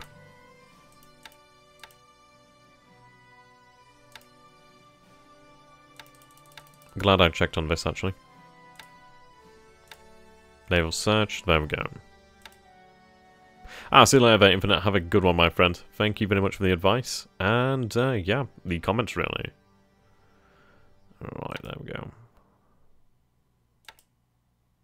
Right, there we go. Hex 114, 158, 113, Comac. Then I do believe that we did have a gentleman over Numea. Yeah, there we go. Okay, that's awesome. We have a massive... Yep, you are right. Well, it's up there in Pirate Joe, by the way. So we're sending... let's double check, actually. Okay, Marsh Island. So we'll take a look at Roinma. Yep, okay. So we have here a total of 70, 60 of them are ready. So we're going to be sending out about 60 level bombers at night here. Of course, all these bad boys are carrying the mighty Type 92, sorry, the Type 91 torpedo here. So, ideally in this night operations, we basically have everything in the Marsh Islands, like running night operations. The idea here is we can avoid, obviously, the firepower that it'll bring to bear in the daytime. And if we can actually really strike a crippling blow against the United States carrier fleet in this area, then that could potentially change the entire war. I think at the end of the day, if we punish him here, he is definitely not going to be coming back from that one. He might tease me about the loss of battleship Haruna, but yeah, that would be something to tease him about. Of course, he'd eventually replace them, but yeah, 1942 would be completely different. Okay. Now, I did make the choice about Kitabutai. Now, Kitabutai is going to make her way towards Truck directly. I mean, let's take a look. So if we were to head... let's see. Yep, each of them only carries one torpedo. Of course, the H6K4s are carrying 2 torpedoes. They are running night search operations, so it's unsure really if they'd actually be able to attack. And obviously, if I did head out directly towards Tarawa... let's see here. Double check, range settings, night mode, torpedo settings, most importantly, check if the air headquarters has enough. I've assigned 150 torpedoes to the air headquarters. Is it just the 60 bombers or is there more? We were initially thinking about actually sending the H6K4s as well, but we've decided against that. The entire H6K force really in the Pacific is going to be set to night naval operations. They're going to be running night search. Okay. Now that's 33 hexes. How far is it to track? Okay, so if I head to truck directly, that is 49 hexes. Okay. See, what I'm thinking here is I do have an oiler by Tulagi. I have an oiler around here at Luganville as well. What I could potentially do then is tell the oiler over here at Luganville to actually begin to set out towards, let's say, maybe like Reef Islands, Duff Islands, this sort of area around Santa Cruz Islands. Obviously, we do have fuel over here at Tulagi.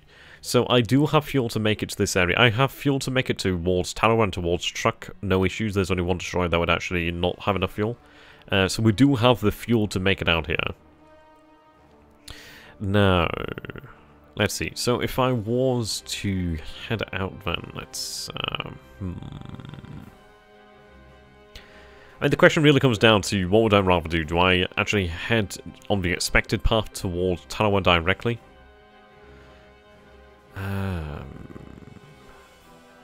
I know, Carl, I know, but we're going to go for the 360 arc, as at the end of the day, it does give us a good solid chance. I mean, I know what you're saying there with 180, but it's just, he could go literally any number of ways here.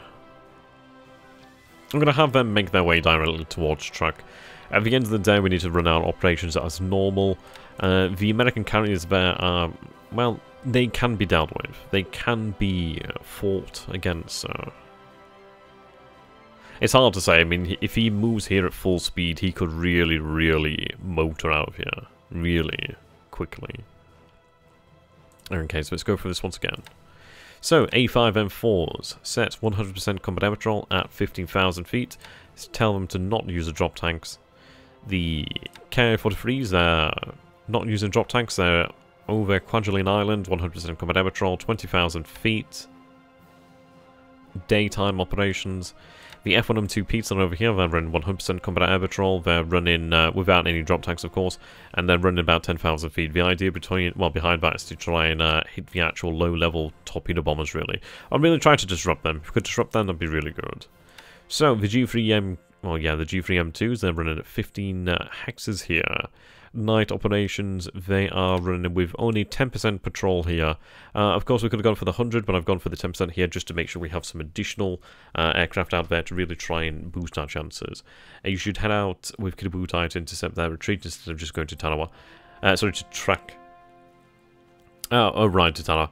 See, the thing is, we could head out that way, but we have absolutely no guarantee to even find the American carriers. I need to rest and repair Kidabutai. And the thing is as well, as soon as he sees Kidabutai heading directly towards him, he's obviously going to get the hell out of the area. Why not push your carriers east to hit more of his shipping and moving your... I don't believe there's really any shipping there. If there's any shipping in the area, I think it's a bit of a fool to have left it there. So I don't believe there's any really in the area. Okay, 6,000 feet, 24th Air Flotilla.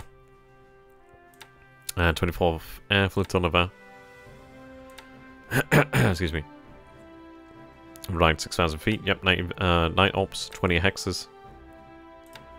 I think that, yeah, these are all 24 Flotilla. Very good. Okay, so from Roy Namur then, we are going to be sending out here then, let's see. Yep. 26 H6K4s. Now, 5 of them aren't ready, which is a shame. We do have additional, but this is actually a massive amount of float planes in the area. Very large amount. Of course, they're not always in the greatest condition. I mean, there's going to come a time when we have to really knuckle down and sort the service ratings out, well, really sort the servicing out on them. I think there still will be some shipping docked down there, perhaps. I mean, it'll probably be docked, but we do have the submarines there to deal with that. At the end of the day, we do have strong surface assets in that area, so if he does come and knock in, we are able to fight him off pretty well. We do have Nagato and Matsu, so that is a fairly strong force there. I mean, this is it. I mean, I don't know, I can't say I agree with him revealing his hand here. I think he's really revealed it, and I don't think it's actually going to work out well for him. I think he's inflicted some losses here. I think it's very brazen, I think it's very aggressive, I respect that, but I just think he's walking into something of a hornet's nest here, potentially. It's not 100% likely that we'll even get a hit on him. But yeah, the opportunity is there. We are going to take a roll of the dice.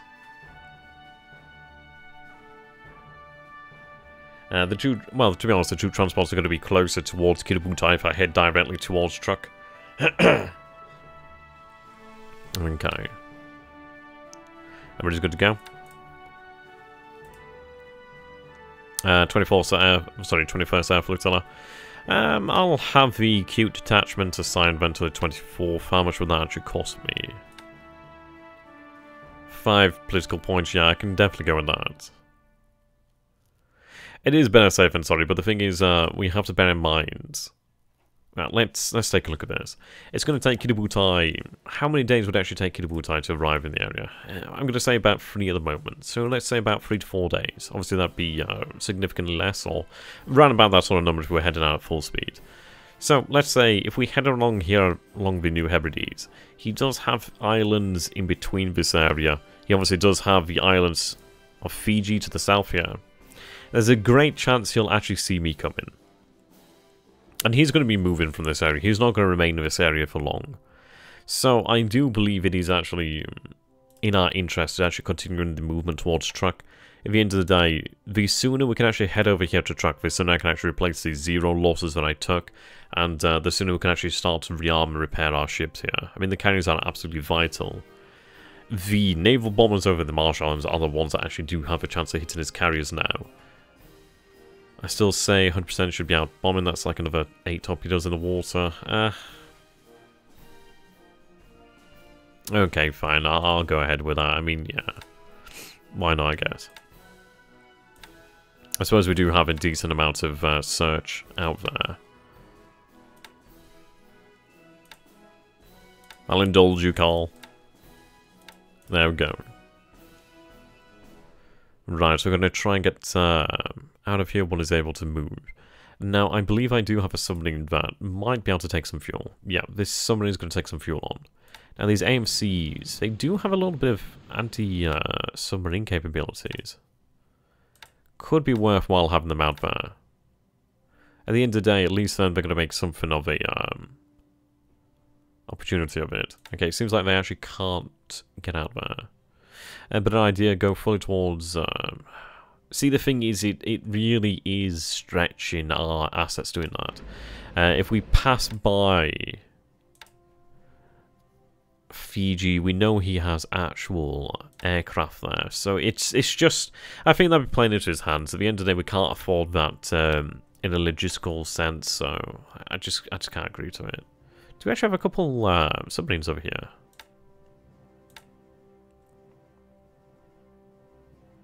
Oh, we do. Ah, hello. Hello, hello, hello. Very nice. Okay, I didn't realize we actually had a couple additional submarines here. Fantastic.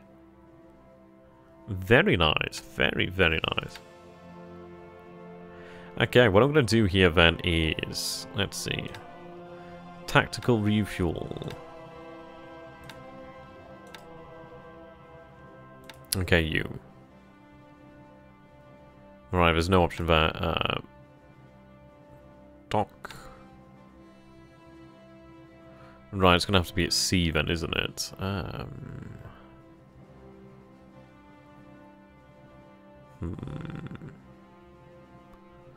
So what we'll do then is we'll put these guys to sea. Just for the time being, I need to try and draw the fuel out. Right, mine laying. Just for the moment. You. Then the other one would be the mine sweeping. Okay, I'm not getting that option yet on dock. No, I'm not getting that option. I suppose it does make sense. At the end of the day, these are submarines, aren't they? Okay. So we don't really have fuel then to allow us to do much. But that's fine. At least it gives us the opportunity to actually move out here. And possibly throw some submarines at him. Now, this guy over here, obviously, he's not going to be able to do anything. So I'm going to have him docked up. Okay. Now, you have a pretty solid chance here. You do have a pretty solid chance. What I'm going to do here, then, is I could consider throwing him on full speed here. So we could actually have him drive someone out in this region here. There's a good opportunity, well, there's a good chance that he might even be taken out by the enemy submarines here as he moves out of the area. It's not certain, but obviously it would be quite good if we could get him out here. It'd be good to have another submarine. Though, of course, it is possibly worthwhile just to yeah, I'm going to hold on to that fuel, actually. It's a difference of moving 3 hexes or 4 hexes. I think what we'll do then is begin to move towards, I'd say, well, yeah, we'll head over here. Then what I'm going to do then is, let's set this as a patrol pattern. Yeah, I'd love to type Pigo, how the hell you pronounce it. That is going to come from the future. I obviously just need to get some assets down to that area. But that could be accomplished once we actually do have a Kidabutai available. Though, I don't know if I'll actually bring Kidabutai back to this area. It's hard to say really at the moment. We do have assets in the area. What we are going to be looking at doing is, once our air flotilla arrives down in this area, we are going to be basing bombers down there. Okay, so you're headed in here. You're headed to truck. Let's see here. Right. As we discussed last time, what I'm going to do here is actually set some waypoints.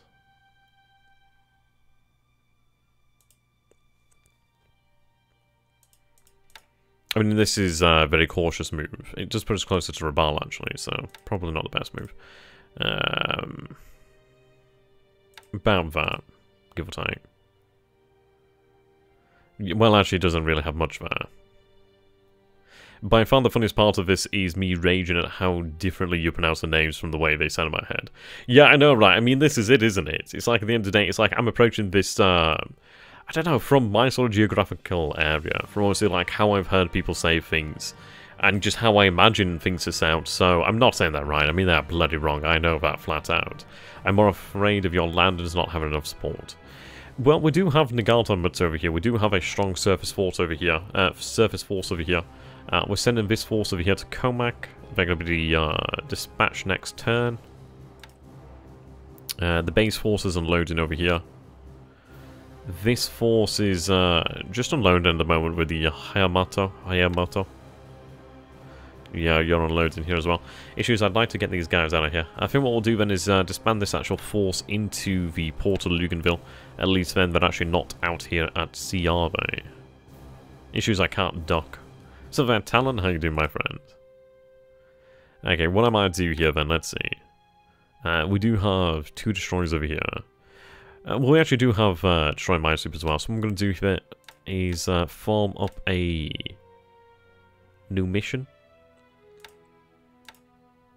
Yeah, W7 here as well.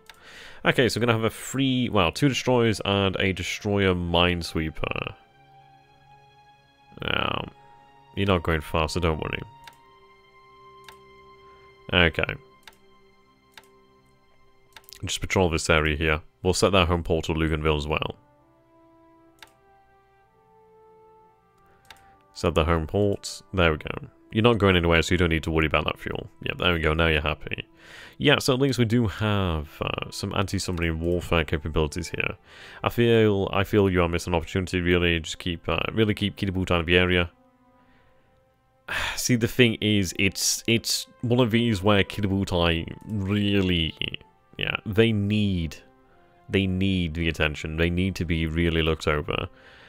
The longer we leave them out here, the worse this damage is going to become. We aren't in a position here where I can feel comfortable in actually pushing them to full speed. So, we're going to have them go back and rearm. I might potentially leave behind Hiei and Kirishima. Maybe. Might be worthwhile to leave behind Hiei and Kirishima. That is a lot of AA we're surrendering there.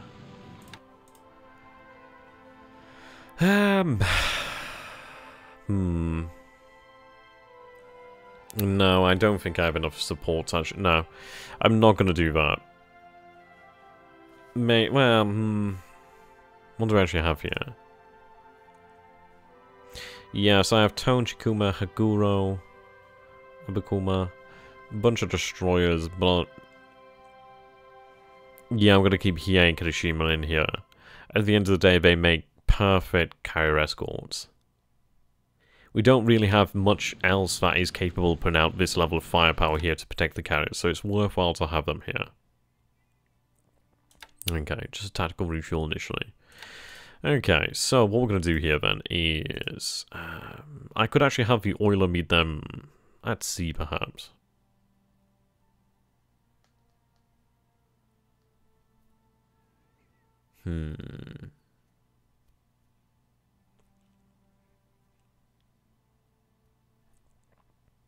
See, the thing is, the base over here to Comac is potentially empty. Also going to be running additional reconnaissance here, but we do have a support here. Support is that of Nagato and Mutsu. The Fiji cover force, obviously Aoba, Furutaka, Kakao. And obviously I could actually detach additional heavy cruisers to have them head out along here with Kidabutai. And to be honest, I think is no substitute for an actual battleship, especially one that can make 29 knots. Yeah, I know, right, the Notre Dame is on fire, which is bloody massive.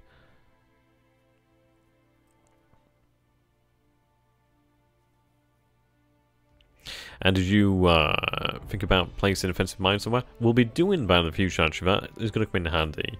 I mean, what we might be able to potentially do then is, let's say, over at Luganville, if we actually build up that force, or if we actually do secure a new mayor, what we might be able to do then is actually base our bombers there, consider actually dropping mines into bases nearby, such as like Fiji, Masuva. Mr. You mean burn down, yeah. Okay. Well, the thing is about Okinawa, I mean, there's going to be a difference. I mean, New Mayor's going to be tough, but it's definitely no Okinawa. Okay.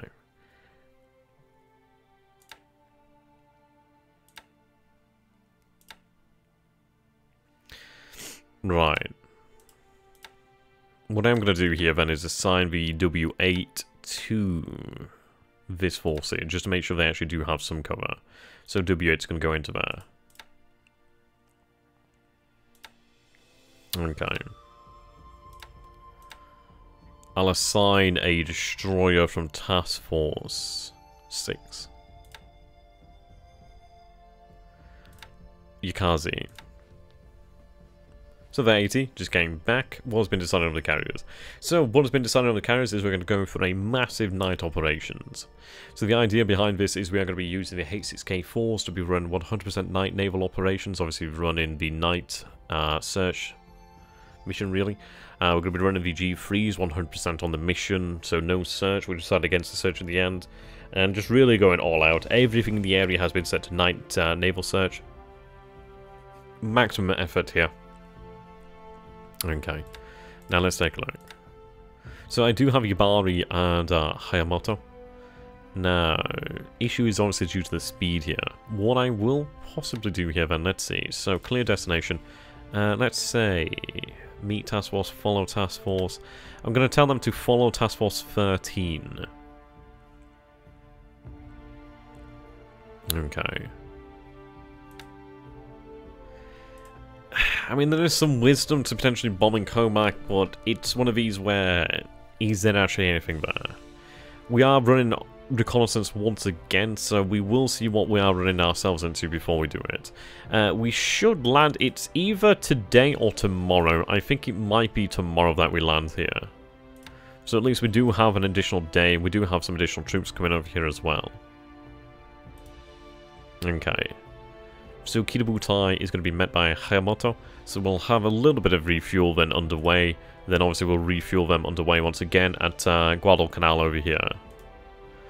There's an escort over here, the Ishigaki, so at least she's going to be able to ideally look after the situation. To be honest, I'm half tempted to actually transfer some of the some of the E13A1s actually potentially from the Chitos, seaplane cruiser, just to get us in this area. But we have a lot of assets that we can move once after this is all over. Yeah, I mean, we do have some additional forces moving in here. 52nd Naval Guard there. I may just tell the 52nd Naval Guard just to move directly towards Comac. Okay. Make sure the land will not hit coral. Nah, it will avoid the coral. Once you set the task force, it will route around it. There's a lot of stuff on the south side. I expect at least someone is there to meet us up north. Potentially so, potentially so. We are running reconnaissance of the entire island. So it's not just going to be over here at Comac or over here at Noumea. It's going to be all the hexes in between. So we are running the full shebang over here. Ideally, that'll pick up enemy forces and reveal really what is to be expected. Okay, so you're heading out there. Let's organise our submarines and then we can really look towards actually finish off the rest of the turn here. There is a lot of things I need to do in Japan, namely in regards to supply. Okay, so I-18 is going to be headed towards Pearl. We need to operate a fair bit out from Pearl, actually.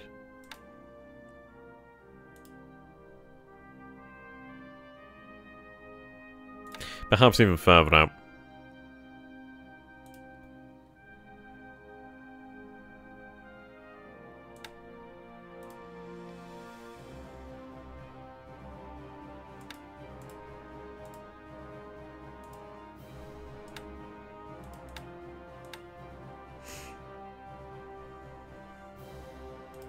I mean, what we're doing here then is just trying to set up something of a possible net. We might be able to pick up the American carriers on the way back, or whatever the hell's on the way back. Can you offensive mine Pearl? I mean, if we had the actual range, and if we had the suicidal tenacity to do it, then yeah, potentially so. But then again, it's one of these things of where he'll have a huge amount of minesweepers there, and a huge amount of AA, and I can imagine a lot of actual aircraft, potentially. Not certain to be fighters, but there's a shitload of AA there. Okay, so patrolling this area. We're going to have I-7 head over to Johnson Island. There we go, head to Johnston.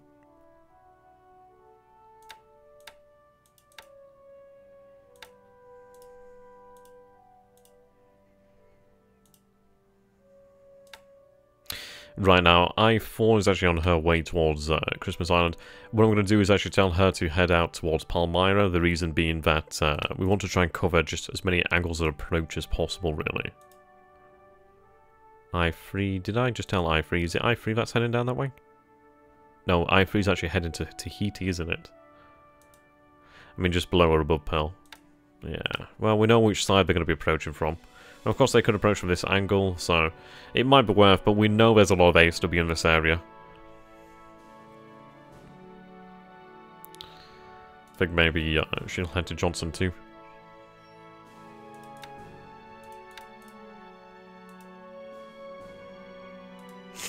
Okay, I-4 has a huge amount of endurance here.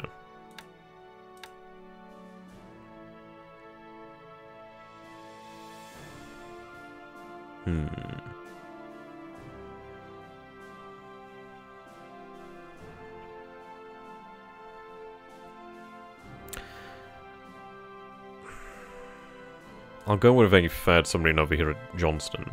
See, what I'm kind of thinking here as well is he may actually send... he may head to Wake. I think we really should consider evacuating Wake here. Yeah, we did pick up some of the survivors over here.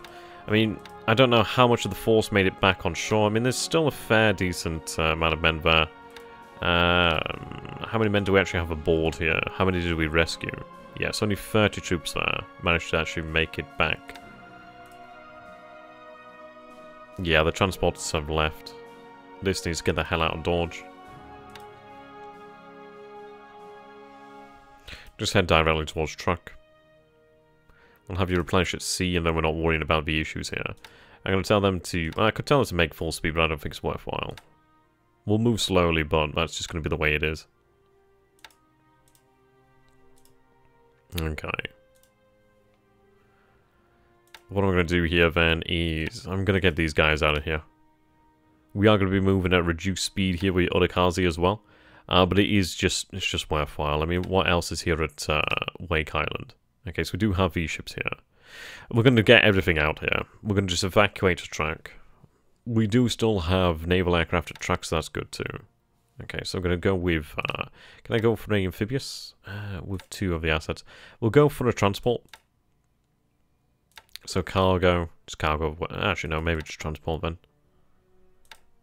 Right. Transport. Yep, there we go. Okay. So we can get everything the hell out of Dodge. I mean, 3 destroyers there, that's fairly good. Okay. The My Zero will just come with us for now, the survivors. Okay, make our way towards track. Now, the issue is, do we actually set up for a night... Well, do we actually set up for night operations at track? Possibly so. Couldn't hurt to do so, really. What I will do then is actually dispatch some F1M2 Petes here. So I'm going to send them over here to Ponape. Oh, apparently it's unreachable. That might be due to the weather, actually. Okay. Now they're running ASW.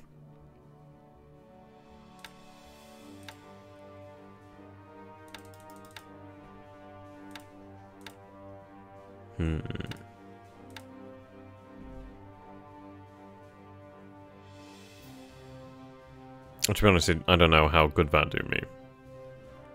It might be worth it.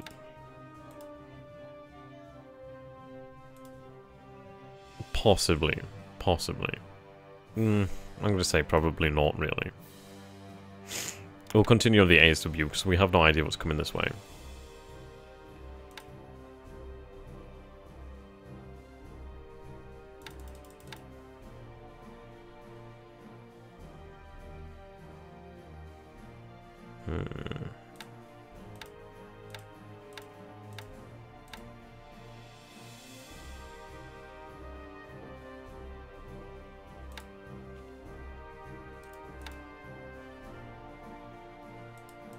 Yeah, we'll continue with the anti-submarine warfare missions here.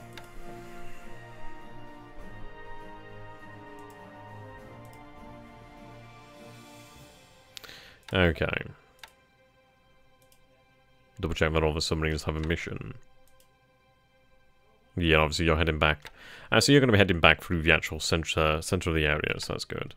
I don't have any submarines over here. I might take I-18 perhaps. I forgot, it's not possible to save ships that sink in port, is it? If they're gone pretty much. I don't know if the Americans can raise them up again. Okay,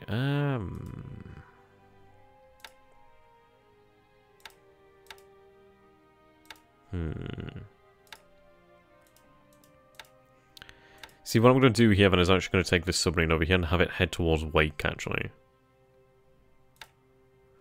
Now, I do have an additional submarine. Obviously, there's not much in the way of range here. So what I could do is have that one head out there to watch it. Or how the hell you pronounce it.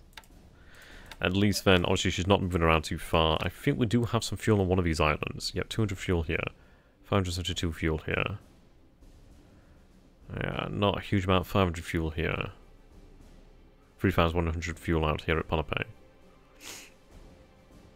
Okay. You're docked up, that's good. Just unloaded the Chichijima Special Base Force.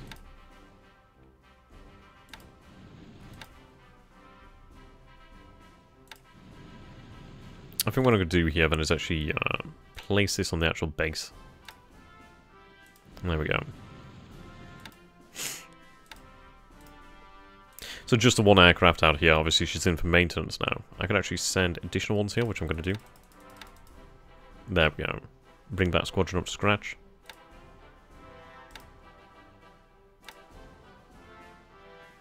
Okay, but obviously they're in for maintenance, so how long are they going to be in for maintenance? Just about a day. There we go. Another oiler here. Right, I'm going to tell you to head towards Guadalcanal at the moment.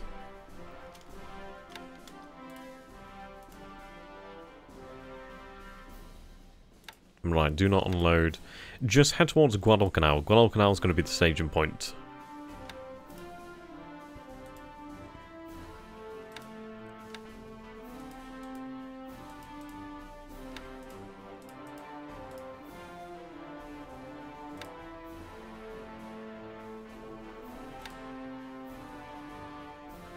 Okay.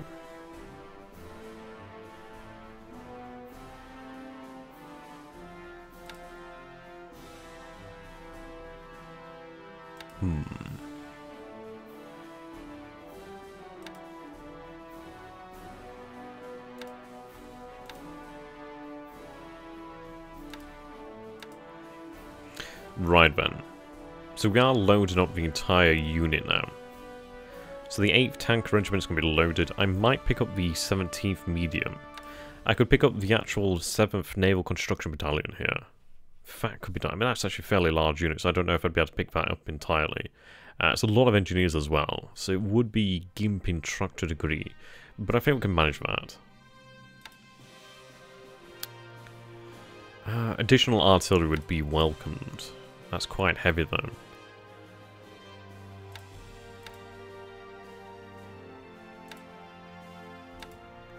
Okay, we'll send the additional...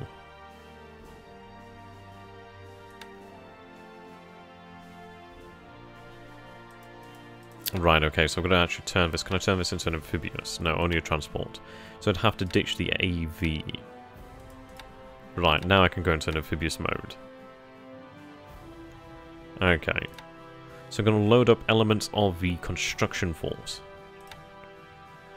Now, I don't have a full capacity to do this.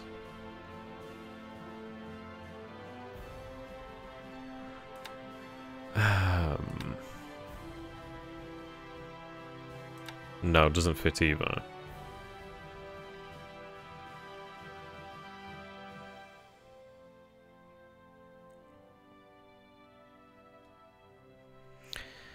See, this is it. I mean, it's a lot to put onto an AMC, really. It almost all fits. We could get a good amount of the actual force there. I think we'll do that. At the end of the day, we absolutely need these engineers. So, we're carrying most of it anyhow. So, except for load there. What I'll do is tell them just to load troops only. Right, okay, so begin to load the 7th Naval Construction Battalion. Tell you to dock there to expedite that process. Okay. Now, I do have the AV here, which is very, very good. So, support. Right. So, Sanuki Maru. I do have some actual destroyers over here at track. I'm going to send out the Nagatsuki. So she's going to head out here as an escort for the Sanuki Muru. Now let's see here. So I do have these F1M2 Peats. Obviously they have abysmal range. But at the end of the day, it might be worthwhile just to have something. But then again, this is actually running operations over the port, isn't it? Yeah, okay.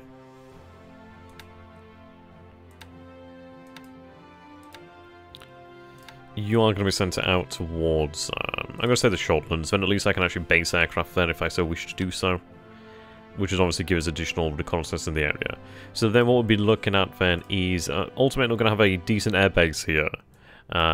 We do have aircraft potential over here to at least base them, as well as over here as well. So at least then we do have some reconnaissance on the Solomon Islands, the Guadalcanal, well, the islands of Guadalcanal, well, the Guadalcanal anyhow. The Solomon Islands in general. Of course, then we do have the New Hebrides, Espirito Santo, we have the Santa Cruz Islands, which are going to be covered. But I'd like to maybe consider establishing some sort of a base here in this area here too. Yeah, biplane fighter meme, definitely best meme. Without a shadow of a doubt. Okay, so they're heading in here. That is 3 hexes away. What speed are we making here? 2 hexes. I could put them to full speed to make, well, have them arrive tomorrow, but yeah. But again, I think they're moving 3 hexes, but I forget how to do X. 2 hexes? Something like that. They'll be there when they're there.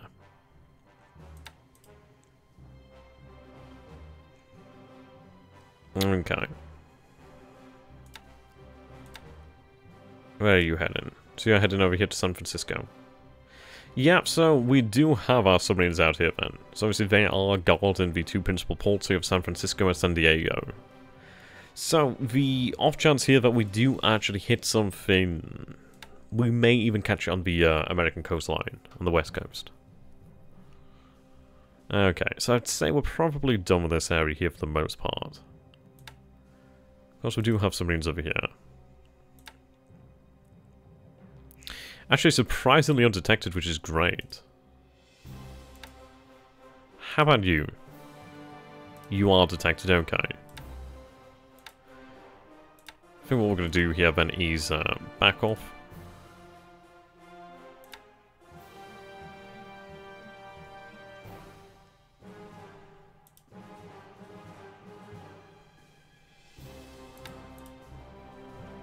Is this the final part of this turn? I don't know about seeing the turn results tomorrow. Obviously, THG's got to make his moves. So we'll have, I'm going to say we'll probably have the turn sometime this week. What day is it today? Monday. We could have it maybe like Wednesday, maybe Thursday. Something of that sort of nature there. But not too long. Not too long, really. So what we're doing here then is we're falling back on our submarines, obviously, to, well, remove the detection that he has over us. I do have these submarines running pretty close patrol of the actual area here at New Caledonia. Now, we do see he has assets over here. Few assets. They're actually in the same hex here. So we are going to try and make an attempt here. Yeah, there's a few forces out here. I mean, supposedly there's a bloody battleship here. I don't know how likely that is. It could be potentially a Commonwealth force, maybe a misidentified heavy cruiser, maybe a large troop transport. That's potentially likely. It might even be worthwhile actually sending additional forces down here. The thing to note as well is there's a lot of destroyers around the port. So what I'm going to do here then is actually move to the north. I don't want to get caught out there. Yeah, we'll head here.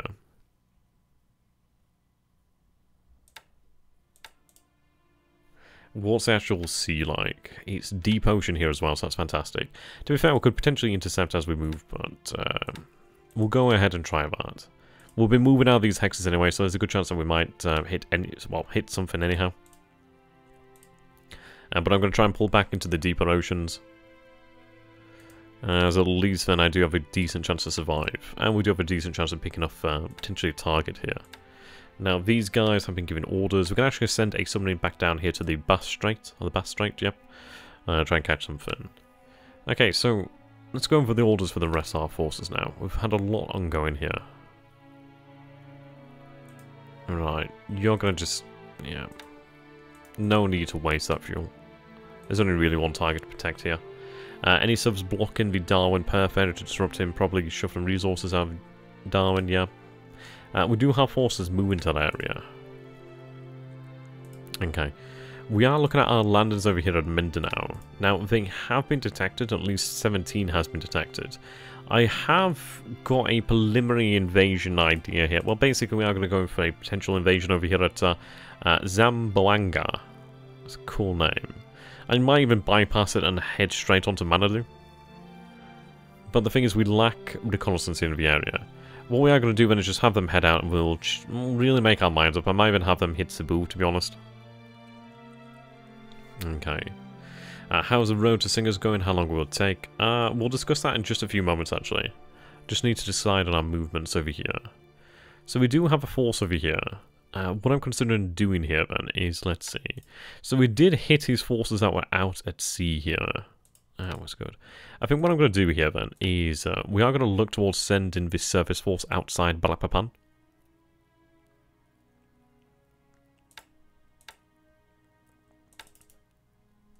Actually, put them free.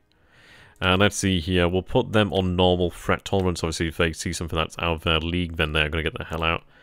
We do need to move the actual carriers again. Now, let's see. I need to move into deep ocean here. Well, no, I need to avoid deep ocean, I should be saying, sorry. That's 5 hexes away. So we do have the opportunity to perform a port strike here, which I think I'm going to go ahead and do. I'm going to try and drive him out of the port and actually have him run into the submarines.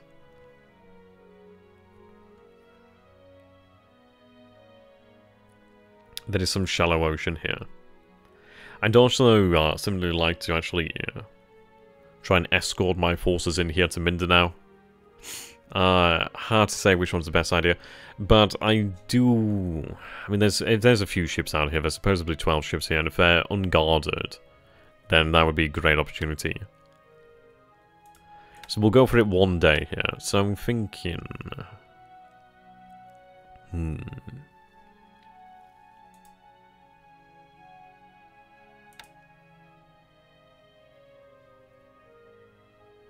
Possibly, but even then, that's exposing myself to a lot of potential harm there. I think what we'll do here, then, is move to this position over here, actually. Now, how far away is that? So that's 6 hexes, okay. Yeah, I think that's fine. I can accept that. What we are going to do here, then, is we're going to set up for a port strike with the B5M12K. Sorry, B5M1s. What's the pilot experience like? The pilot experience is pretty decent. Though I suppose the thing is, do we do that and potentially risk our aircraft? If he leaves the port here, we do have a good solid chance to hit him anyhow, and we do have surface assets that are going to be patrolling around that area anyway. So it might not be required. It might be worth our time to actually head down towards Mindanao and actually support our forces there. But then again, I suppose there's a good reason to go for a port attack.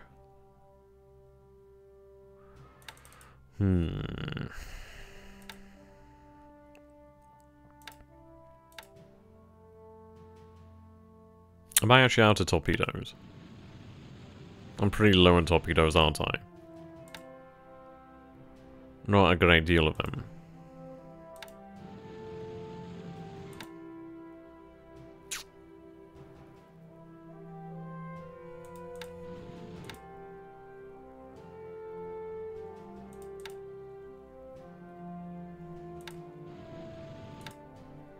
Right, these are F1M2, sorry, F1M2P8s.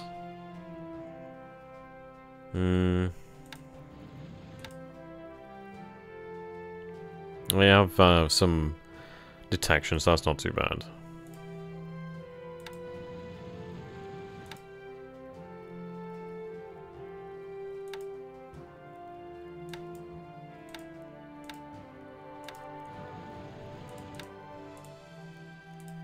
I suppose we can give it a go then.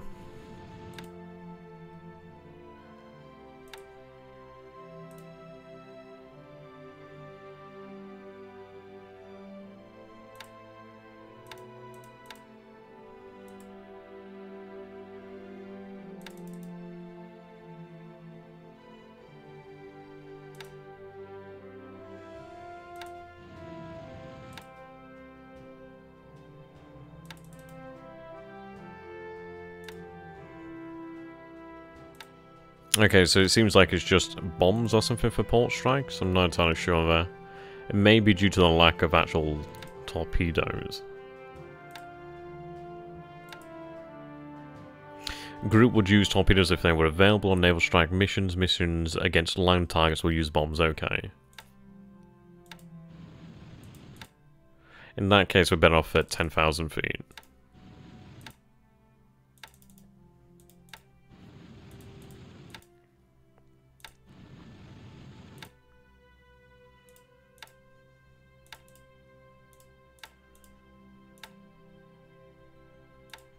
Say about 15,000 feet there. Okay. That should be acceptable. So then we'll be moving into this area to support our forces anyhow. So that works for me. But if we actually do get in here and actually damage some of these ships, I mean, the AVD is a worthwhile target. But obviously what we need to do here is really prevent him from removing any additional fuel.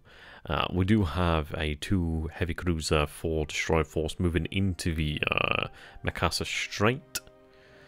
We do have 3 submarines actually supporting that area. We aren't aware of any real activity as such. I do have naval bombers headed out this way to actually give cover, so that's not too bad. In fairness, I might change one of these missions to an ASW mission. Which I'll do so.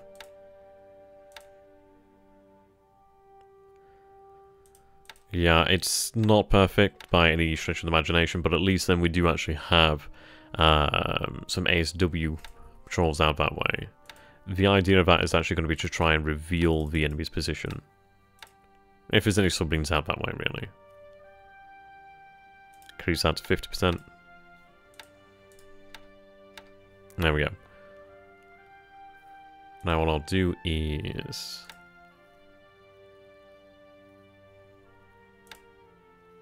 $262.80.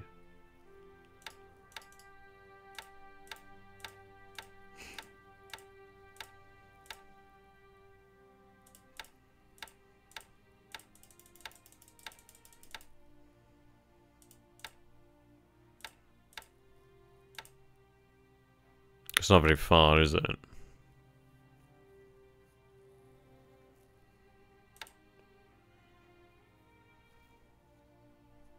Probably not worthwhile then.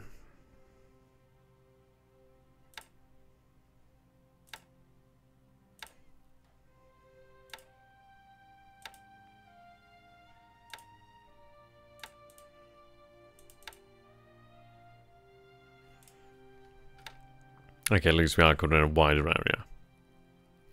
Okay. I mean, obviously we just have to hope that these forces make it through. I'm going to send them to a low threat threshold. Obviously we do not want them to stand and fight. Want them to get the hell out of Dodge, really. But we should be alright. We do have forces moving into the area. We've not seen much activity from him in this location, so... Okay.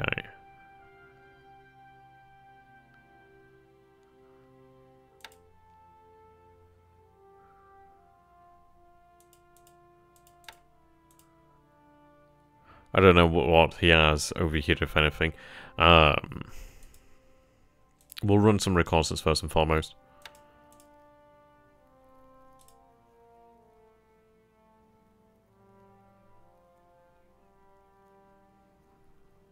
Okay.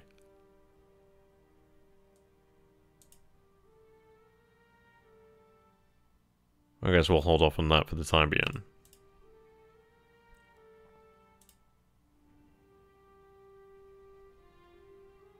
Wait on the reinforcements to arrive, really. Need our divisions to have another day's rest. For the most part, anyhow. Okay, the Yokosuka's finally arriving. Branch at sea. Tactical refuel, please. Ah, fantastic.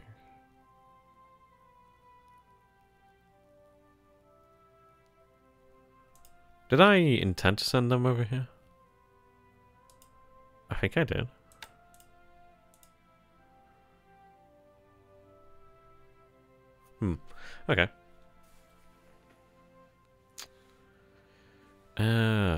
I I need those ships to be moving down here, so let's go ahead and set up a force, so...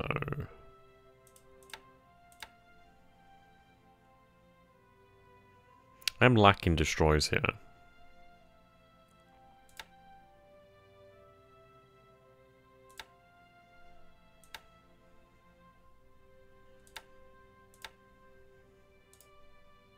I'll send them with Task Force 112. I mean, that's an important force, actually. I need that to actually head out to track and survive. Very important.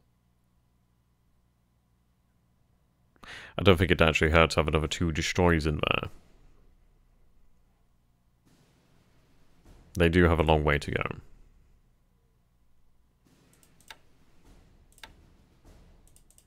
We'll have them refuel on the way over.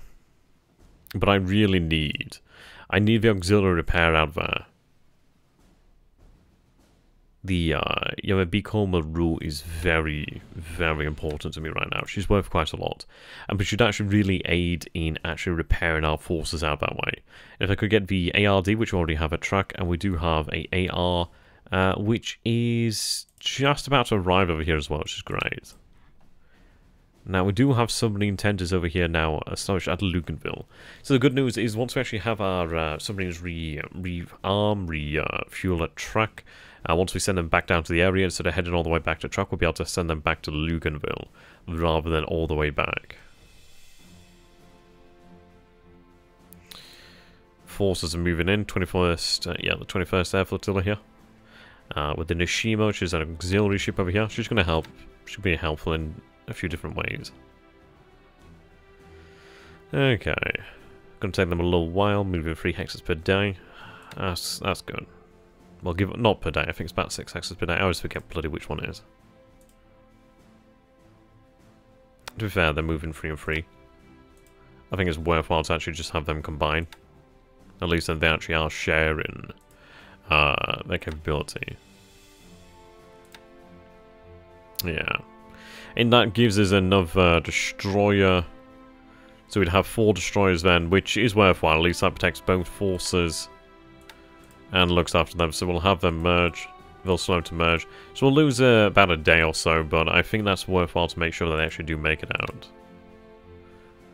I could have that all merge into one, perhaps. It might actually be worthwhile.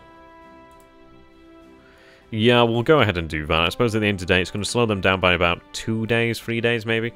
But if they all arrive and they all arrive safely and they arrive as one group rather than many, then that is probably worthwhile.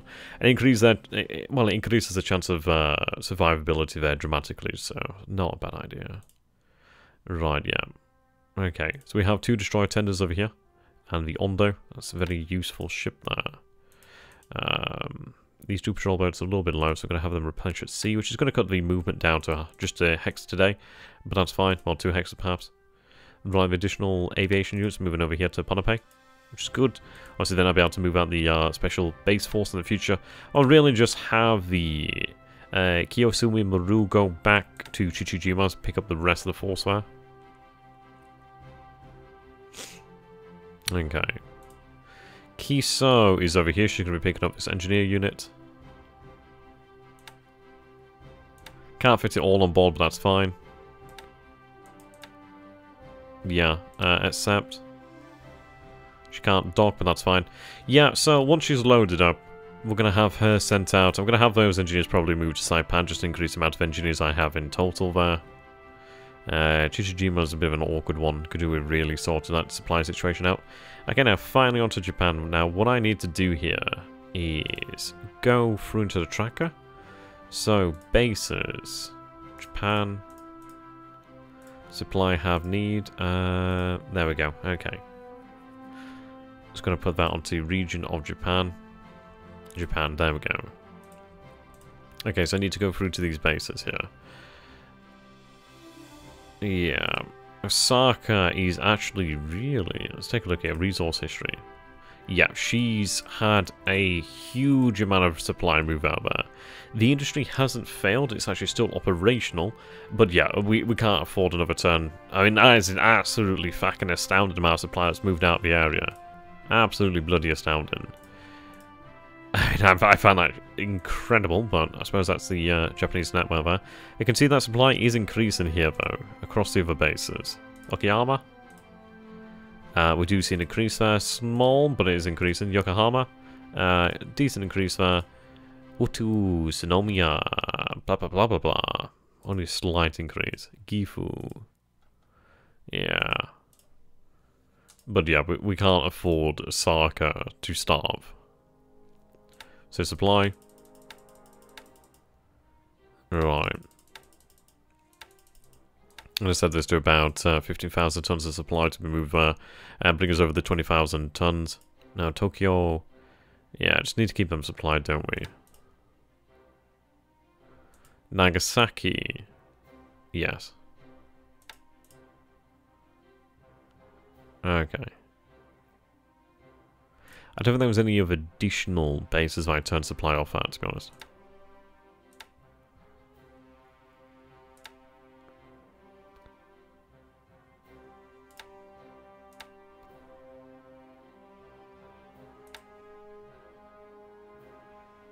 That's a lot of supply. Actually, no, that's 2,600. I could actually get away with reducing that, to be honest. Kobe. Yeah, Kobe, definitely.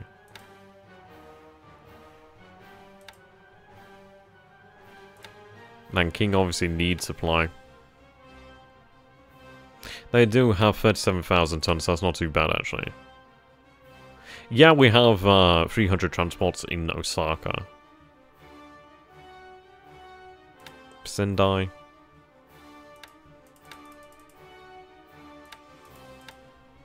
So about 1,000 tons there. I mean, obviously we'll get used to how much is actually being used, really. 25,000 tons. Okay. We're just going to have to go through each of these turns and really try to refine the way our supplies are moving around Japan. Now, let's see. Have our units actually moved out? That's the question.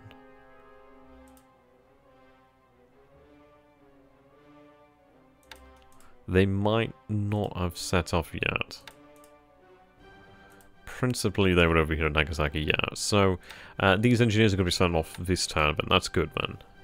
Yeah, I mean, it's a lot of it. It is definitely a lot of it. Yeah, 250 over here, 50 auxiliaries here. If we go ahead and take a look at ships under repair.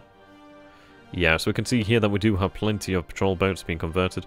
We do have the Chicago Maru being converted to an AV. Do have some AGs, ADs, an APD, which is the Akikaze. Akikaze, how many days are we looking at here? So Akikaze, 3 days, give or take. Yep, okay. So we'll finally have the Akikaze class, well, basically the Minakaze APD class in action. Of course, we are going to be using the Minakaze APDs to upgrade later on in the year, actually. Let's find them. Ships under repair. Yep, so the Minakazes are being upgraded, well, basically being retrofitted out to APDs. But these guys are going to come in really handy. They're really going to be very, very handy for, like, Pacific operations. Their speed is only 29 knots at top speed. That's not bad. I can make do with that. They do lose the torpedoes, but they obviously do have the AA remaining, and obviously the main armament, and still the depth charges.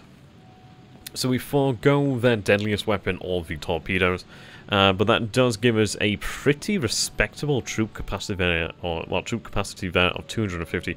That is pretty damn respectable. That is nothing to be laughed at. I mean, some light cruisers have 300. I think heavy cruisers have something in the region about 300, 400.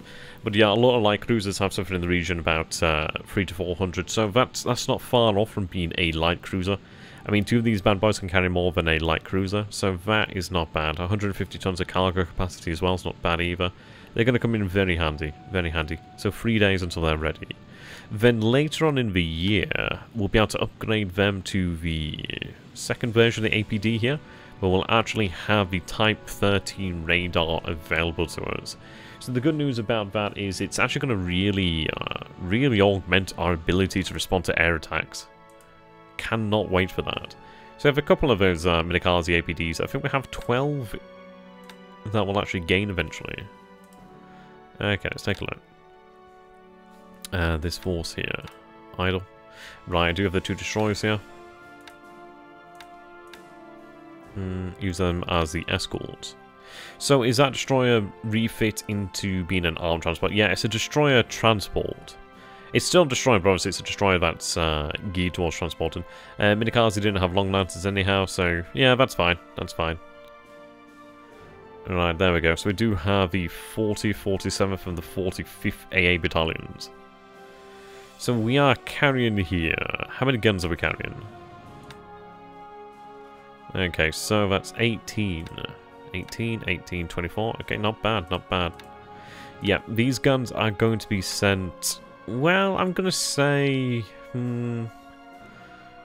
Where do I really need them? I mean, to be honest, it could be really quite handy down all the way down here at New Maya.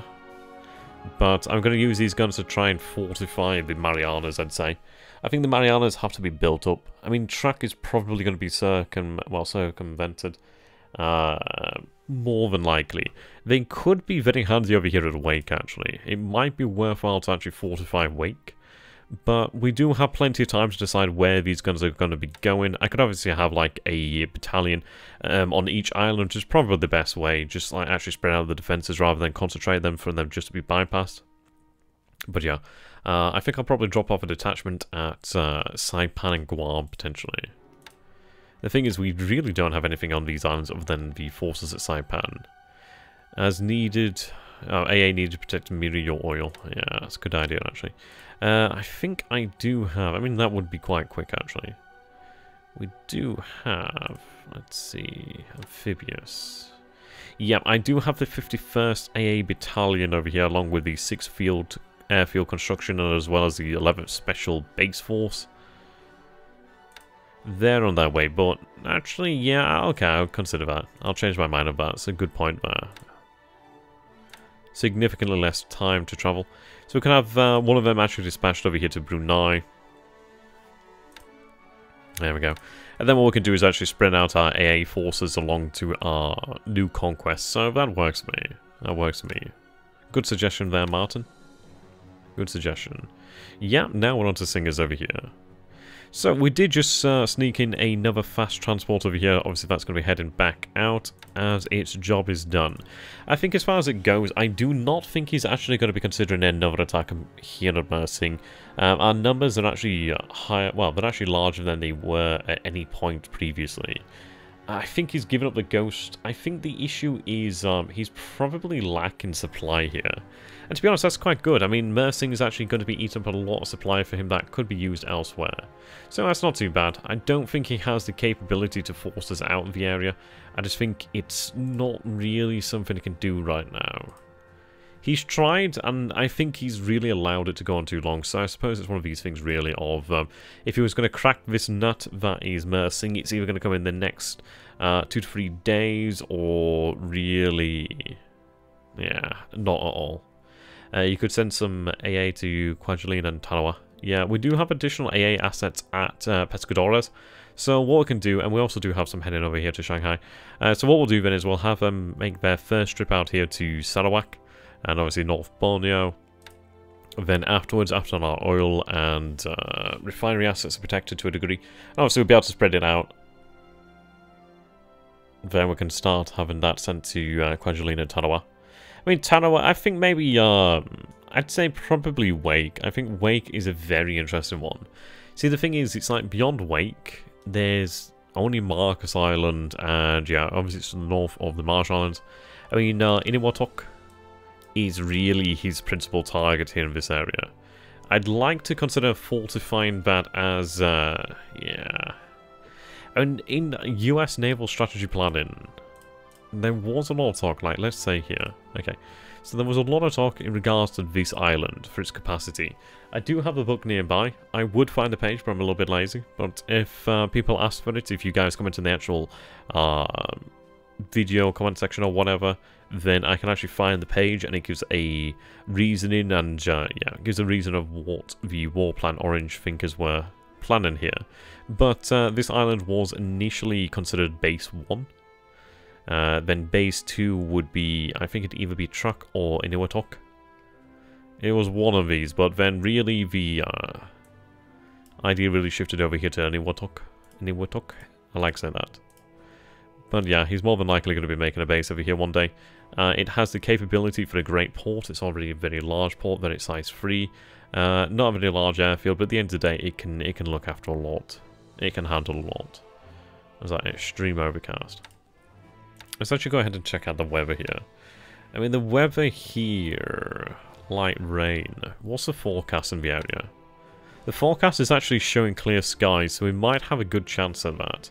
At least we do have the nice amount of moonlight here, so that works for us. Just have to hope for the best on this one, but at least we're not going to be running into a wall of combat air patrol. I mean, ideally our KA-43 pilots are sharp and aware. But yes, going back to the question here, keep getting off topic. So we do have the 41st Regiment over here. They're going to be performing a shock attack.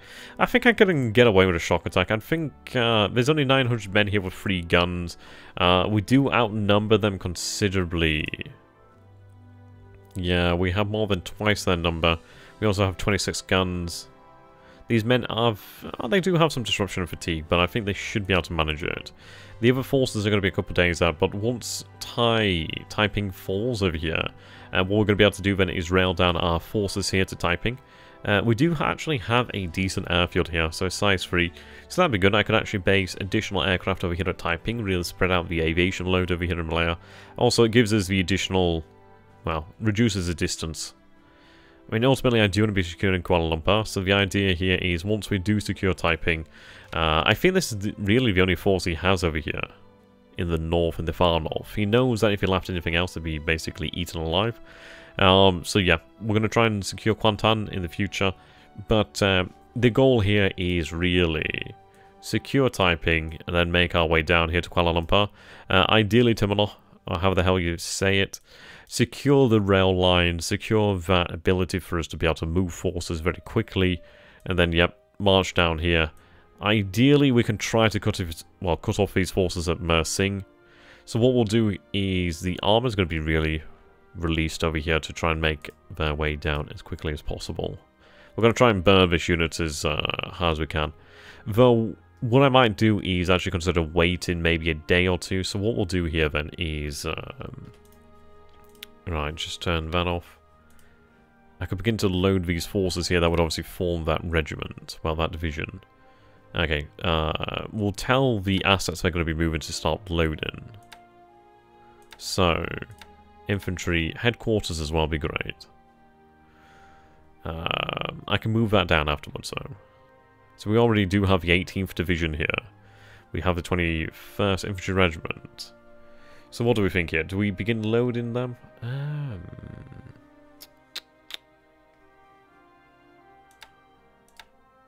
I think we'll begin loading them. So it's going to take us 3 days, 2 days. The RTA can stay here, I'd say. Yeah, and I'll keep the RTA here. 42nd Regiment, which is going to be forming the 5th Division. Obviously, these forces at Georgetown, Lodestar, Georgetown. Right, strategic movement. Strategic. Have elements here of the 124th Infantry Regiment, which is the one fighting down at Mersing. They're eager to help out the rest of their force.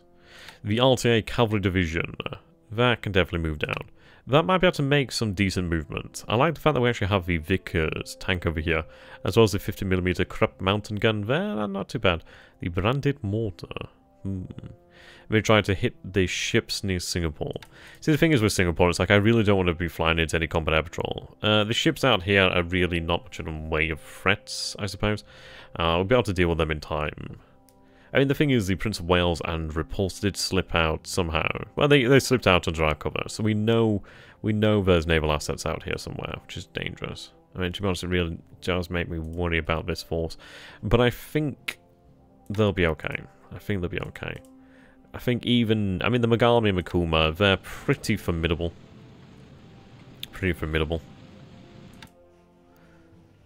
I'm going to set them to low threat threshold, actually. At the end of the day, if we do run into something larger... And remember, we need singers by the end of the month. I mean, I think we can manage it. Maybe. I think we'll be down at Singapore by the end of the month, definitely. When it falls, it falls. We just need to make up for it elsewhere. Right, the students marching on to Pakoi. Forces out here, so the 38th Division. Now marching north.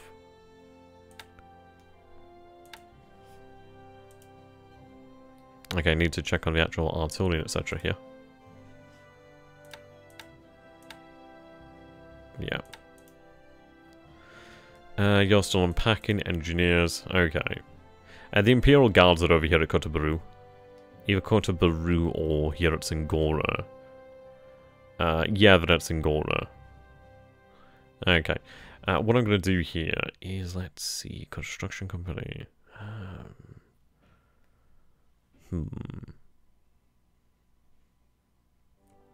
Okay, we'll have the 15th Independent Engineers move up. Then I'll have this Air Force base move up. Okay, that works for me. Now, I'm going to launch another deliberate attack over here. We don't have much... Yeah, not much in the way of fatigue, so we should be able to manage that. Some additional supplies moving up the Yellow River here to Hankow, which is good. Additional forces are now moving in this area of China. Yep, all these men are moving into Chengchao. There we go. And they'll be there tomorrow. So what we'll do then is probably have a day's rest over here at Chengchao. Wait for our forces to mass into even greater numbers. We'll have a headquarters over here at Chengchao as well, so that's going to be really, really quite handy when it comes to attacking to Luoyang. Now the thing is, like, Luoyang is a clear bit of terrain, and I don't know how fortified it is.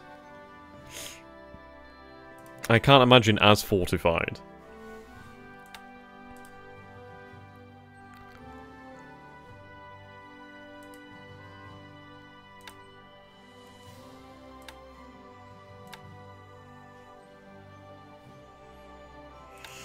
Hmm. 13,000 men. Let's take a look over here at Kanshian. Or Kenshin. I don't know how the hell we pronounce it. Yeah, additional forces being moved out here. I do have the 13th Tank Regiment here, which is part of the 3rd Tank Division. So all these other forces are over here at Paiping. Where the hell's Paiping? Seriously, why is Paiping? Oh, that's all the way over here.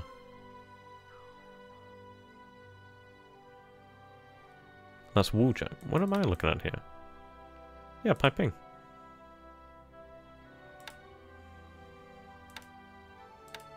Am I blind?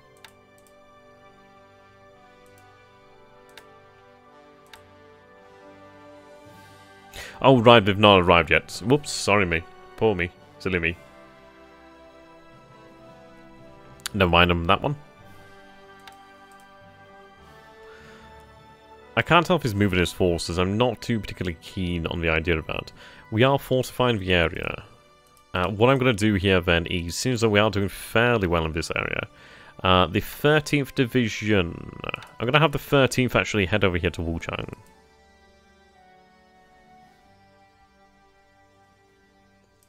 At the end of the day, I think it's worthwhile considering that, frankly, we do not want to be in a position where Wujiang's under siege, as we'd have to cross the river over here. So if we have basically a force that's considerably stronger than what the enemy might throw at us, be okay. I might even send some additional forces here, to be honest.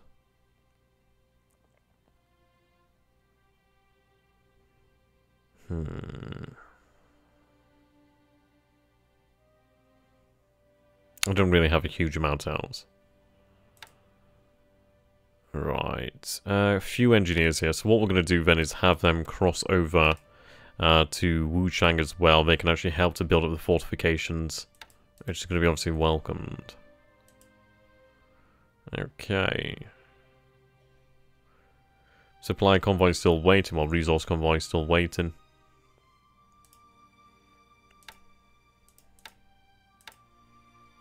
Head out here, try and pick up on the enemy forces.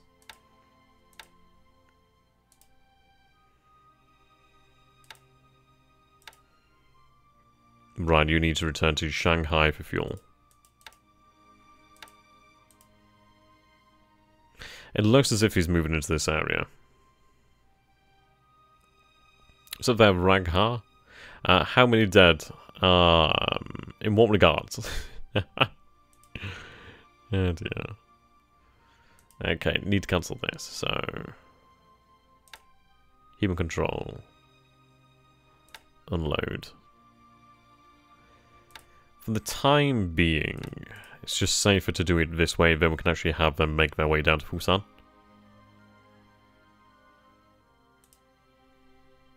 Okay.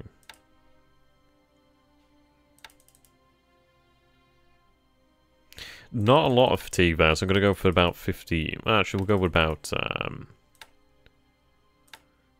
something like that, yeah. Yeah, I know.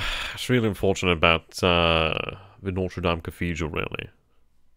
Can you send smaller boats into the big Chinese rivers? Yeah, we do. There's only a few navigable rivers here. We do have a single ship, the Yamagiri Madru, which is her purpose really is defending supplies up from Shanghai to Hankow.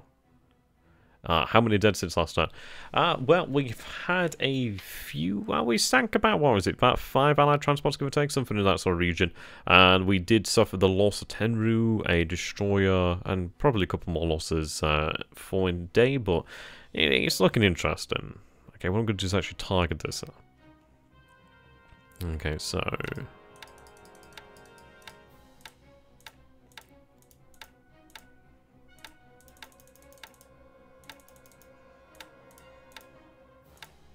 How does that look? So, put that up there. Okay, wrong area. Normal operational distance. Okay, that's better. That's a lot better.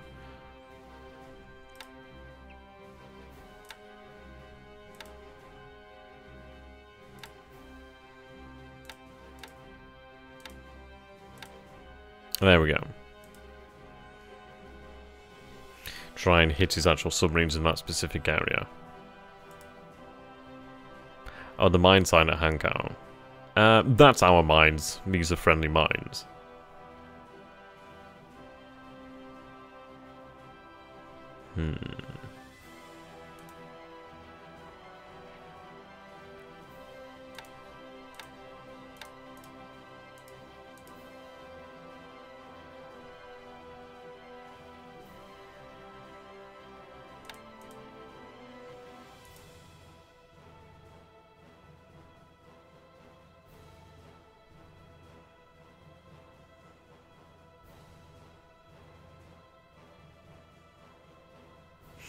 Might be worthwhile to actually expand the... I'll actually begin building fortifications here.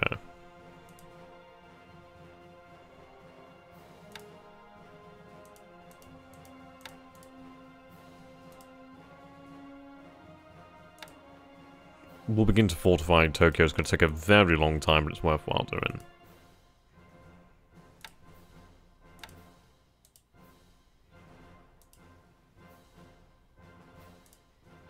Though not at Osaka, as obviously we don't have a huge amount of supply there, so we'll stop that for the time being anyhow.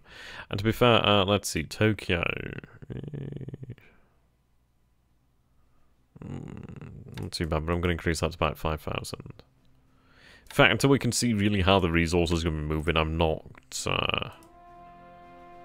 considering on the actual main island of Honshu. Not yet. I want the supplies actually to move the necessary bases first and foremost. Okay.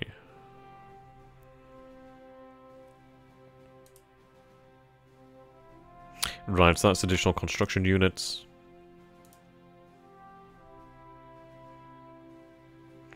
They're headed to Canton to pick up some additional resources, then to head back.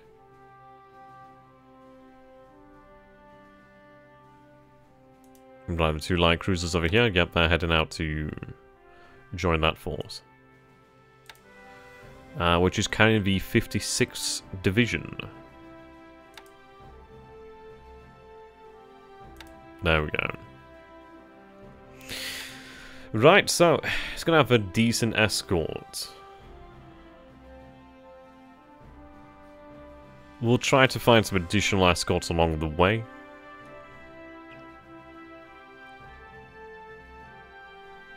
Probably something to meet them out in the Philippine Sea. But I'd say with that we are probably about done there. I just need the R&D. Well, I just need to get the actual supply to these bases here. That's what we really need. But it's starting to increase, which is good.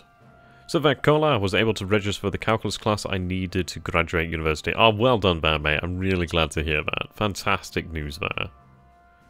Fantastic. Yep, okay. So, obviously this research then will start to speed up. We should have the Ki-44 and the A6M5 by the end of the year at least, which is good. At least that's earlier. A little bit of extra time saved there. Now, in terms of armament production, I need to do some more research on how land units are created, really. Well, how it works in terms of land units. I do have 4,671 points there. Now, the vehicle points, I'd love to see where they're actually going. Love to see where they're going. Okay. Right. Check the patterns here. You don't seem to have a patrol.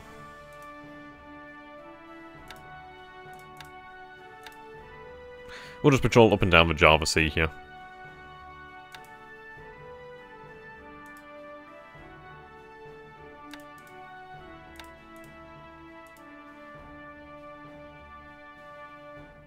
He's very definitely aware of these.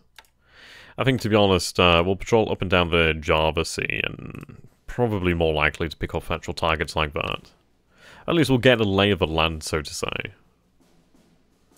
But yeah, there's a risk that there's actually going to be battleships and stuff out here. More than likely at Java there is some actual warships.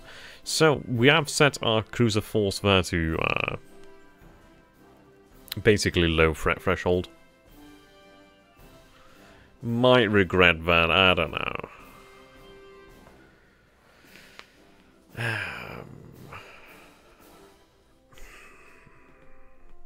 It's hard to say. I think what I'm going to do though is actually send a submarine out here to the entrance to the strait. Yeah, we'll definitely check on that. Actually, we need to decide on what we're going to do over there at Cotoparu, so good point there.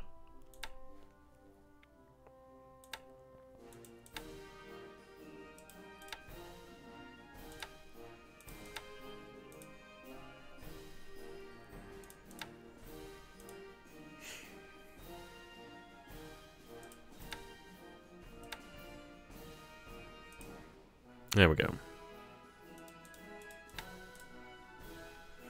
I think when it comes to, yeah, this over here, escort, airfield, yep, that'd have been bad.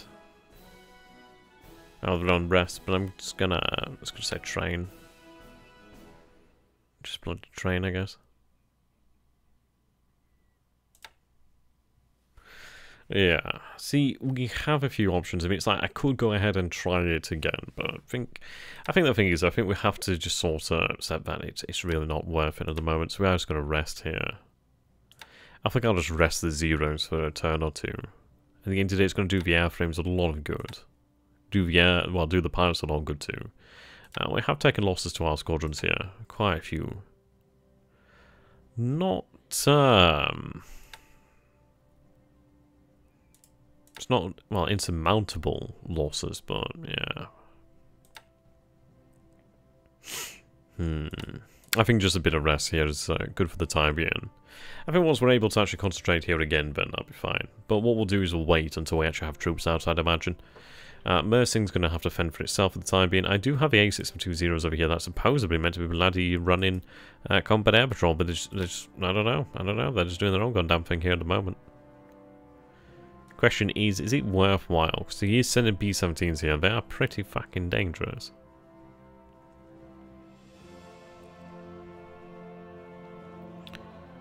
And obviously I could send additional. I do have 25 here, but these zeros need to go to Kidibutai. The thing is, once Kidibutai is back up to full strength and power, then yeah, she becomes a much more formidable force once again. Of course, she's never going to have as many elite pilots, not for a long while. But at least it'll actually go a long way and actually really helping to project our power here. We can win Malaya without the need. Sub there, Major. Yeah, I know, right? We're just about finishing off here, to be honest. Just about finishing off. And I do these like really long sessions because at the end of the day, I really do love these. And at the end of the day, in my opinion, there are people out there who are supporting me on Patreon, so I've actually got to do my part. But we're not far from finished now. I think it's been one of these longer turns, as I said so. Yeah, checking the bombers. We just checked them over here, and we're all good. All good. So the fighters are going to rest. I think I might just have the KI-40... Wow, yeah, just have them run a effort over Kotoburu here. And then I think that'd be about right. So by the time they're ready, the Zeros have had about a day or two's rest. Maybe longer. We might leave it longer depending on the situation. But yeah, so we'll see our forces basically gather together over here at Changchao. And from there we'll be heading out to Luoyang, where ideally we can really inflict quite a big defeat on him. It might be then worthwhile to actually continue to march on towards Xi'an, but we'll see. I think secure this area. I think secure Nanyang and the road towards Xi'an, or Xi'an. And then, yeah, it's a difficult path, very difficult path over here. There's only really two routes in towards Shuqing. Obviously through here, or all the way and through here. Otherwise it's a hellish march. So I don't think we'll need to bother with that. Indeed. The Zeros don't have any combat patrol. Is that why? Then I might have actually missed that. Ah, it is, isn't it? Ah, yeah. I must have missed that one. Thank you very much. Ah, no wonder they weren't flying. Okay, they have low fatigue. The planes are actually pretty good. I think we'll go for 100% here. We know he's been coming in with the actual B-17, so we'll have a good go at it. Okay, 16th ready to go. Ideally they make it. I don't know. I don't know if I'll land here at Samboanga. It might be worth it to head over here to Tarakan. I do have a reconnaissance craft. You're running reconnaissance over Samarinda. We're going to run additional reconnaissance over Balikpapan. But with the other aircraft, we're going to be running reconnaissance over here at Tarakan. Again, today I'd rather go for the oil and the fuel than over here. But we'll see. We'll see. Right, so at the risk of something being missed, I think it's okay. I think we don't have too much. I think we have things really under wraps here at the moment. Okay, so awesome. We've adjusted the actual supply situation at home. We've sorted China, we've sorted the Philippines, we've sorted the South Pacific, we've sorted Malaysia, we've sorted Borneo, we've sorted our naval assets, we've sorted the submarine assets, we've sorted the vast majority of our air assets. Obviously the train is still ongoing, we'll have to go through that at some point in the future. But yeah, I'd like to say thank you so very much for that, ladies and gentlemen, and yeah, we have a hell of a turn coming up. I don't know how this is going to go. I do not know how this operation is going to go. I still don't particularly believe he's going to head to the north, but we'll see. We shall see. We are moving our assets. We are moving a submarine from the Marsh Islands towards Wake. We have submarines moving down from the south, sorry, from the north and from the south, moving up. Palmyra with submarines moving out over this way. We're going to go for like a... Actually, what the hell's this? I-3. Is I-3 patrolling out there? Where the hell's patrolling here?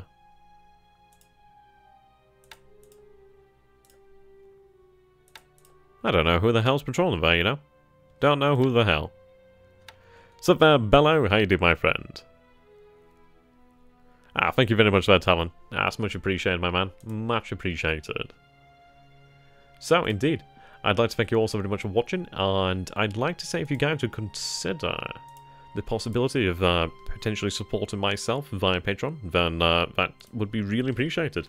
As I said earlier at the start of the stream, I have got this actually produced over here, so I had this paid for and produced. So of course, what I'm thinking here is maybe if you guys would like this, I could go ahead and we could try to sort this out as a bit of merchandise.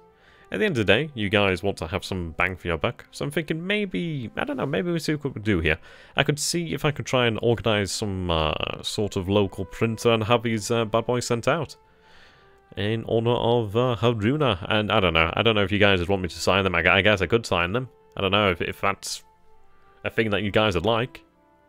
Maybe. To be honest, I'm just trying throwing out some feelers here. I just want to give you guys something for supporting myself, you know what I mean? It's like, I don't want you to just have nothing. I want you to have at least something that you can be like, oh, hey, I got this. That's kind of cool, I like that. Maybe in the future I could try to get a few different prints out there, but yeah, I'd love to hear your guys' thoughts on it. If you guys could let me know in the Discord, or potentially on the actual video at the end of the turn, well, at least once it's actually finished, then that'd be great. So, thank you so bloody much, ladies and gentlemen, for watching, and let us hope that we actually do strike a pretty critical blow here. Put it on the mousepad. Yeah, I mean, I've got different sizes, so they could do all sorts of things like that with it. I just have to see what people say, really. At the end of the day, I don't want to, like, force this on people and people not be bothered. It's up to these guys. It's up to you, really. I like your strategy. Busting it would be fun. I don't know what busting it would mean, but yeah, we'll see what happens.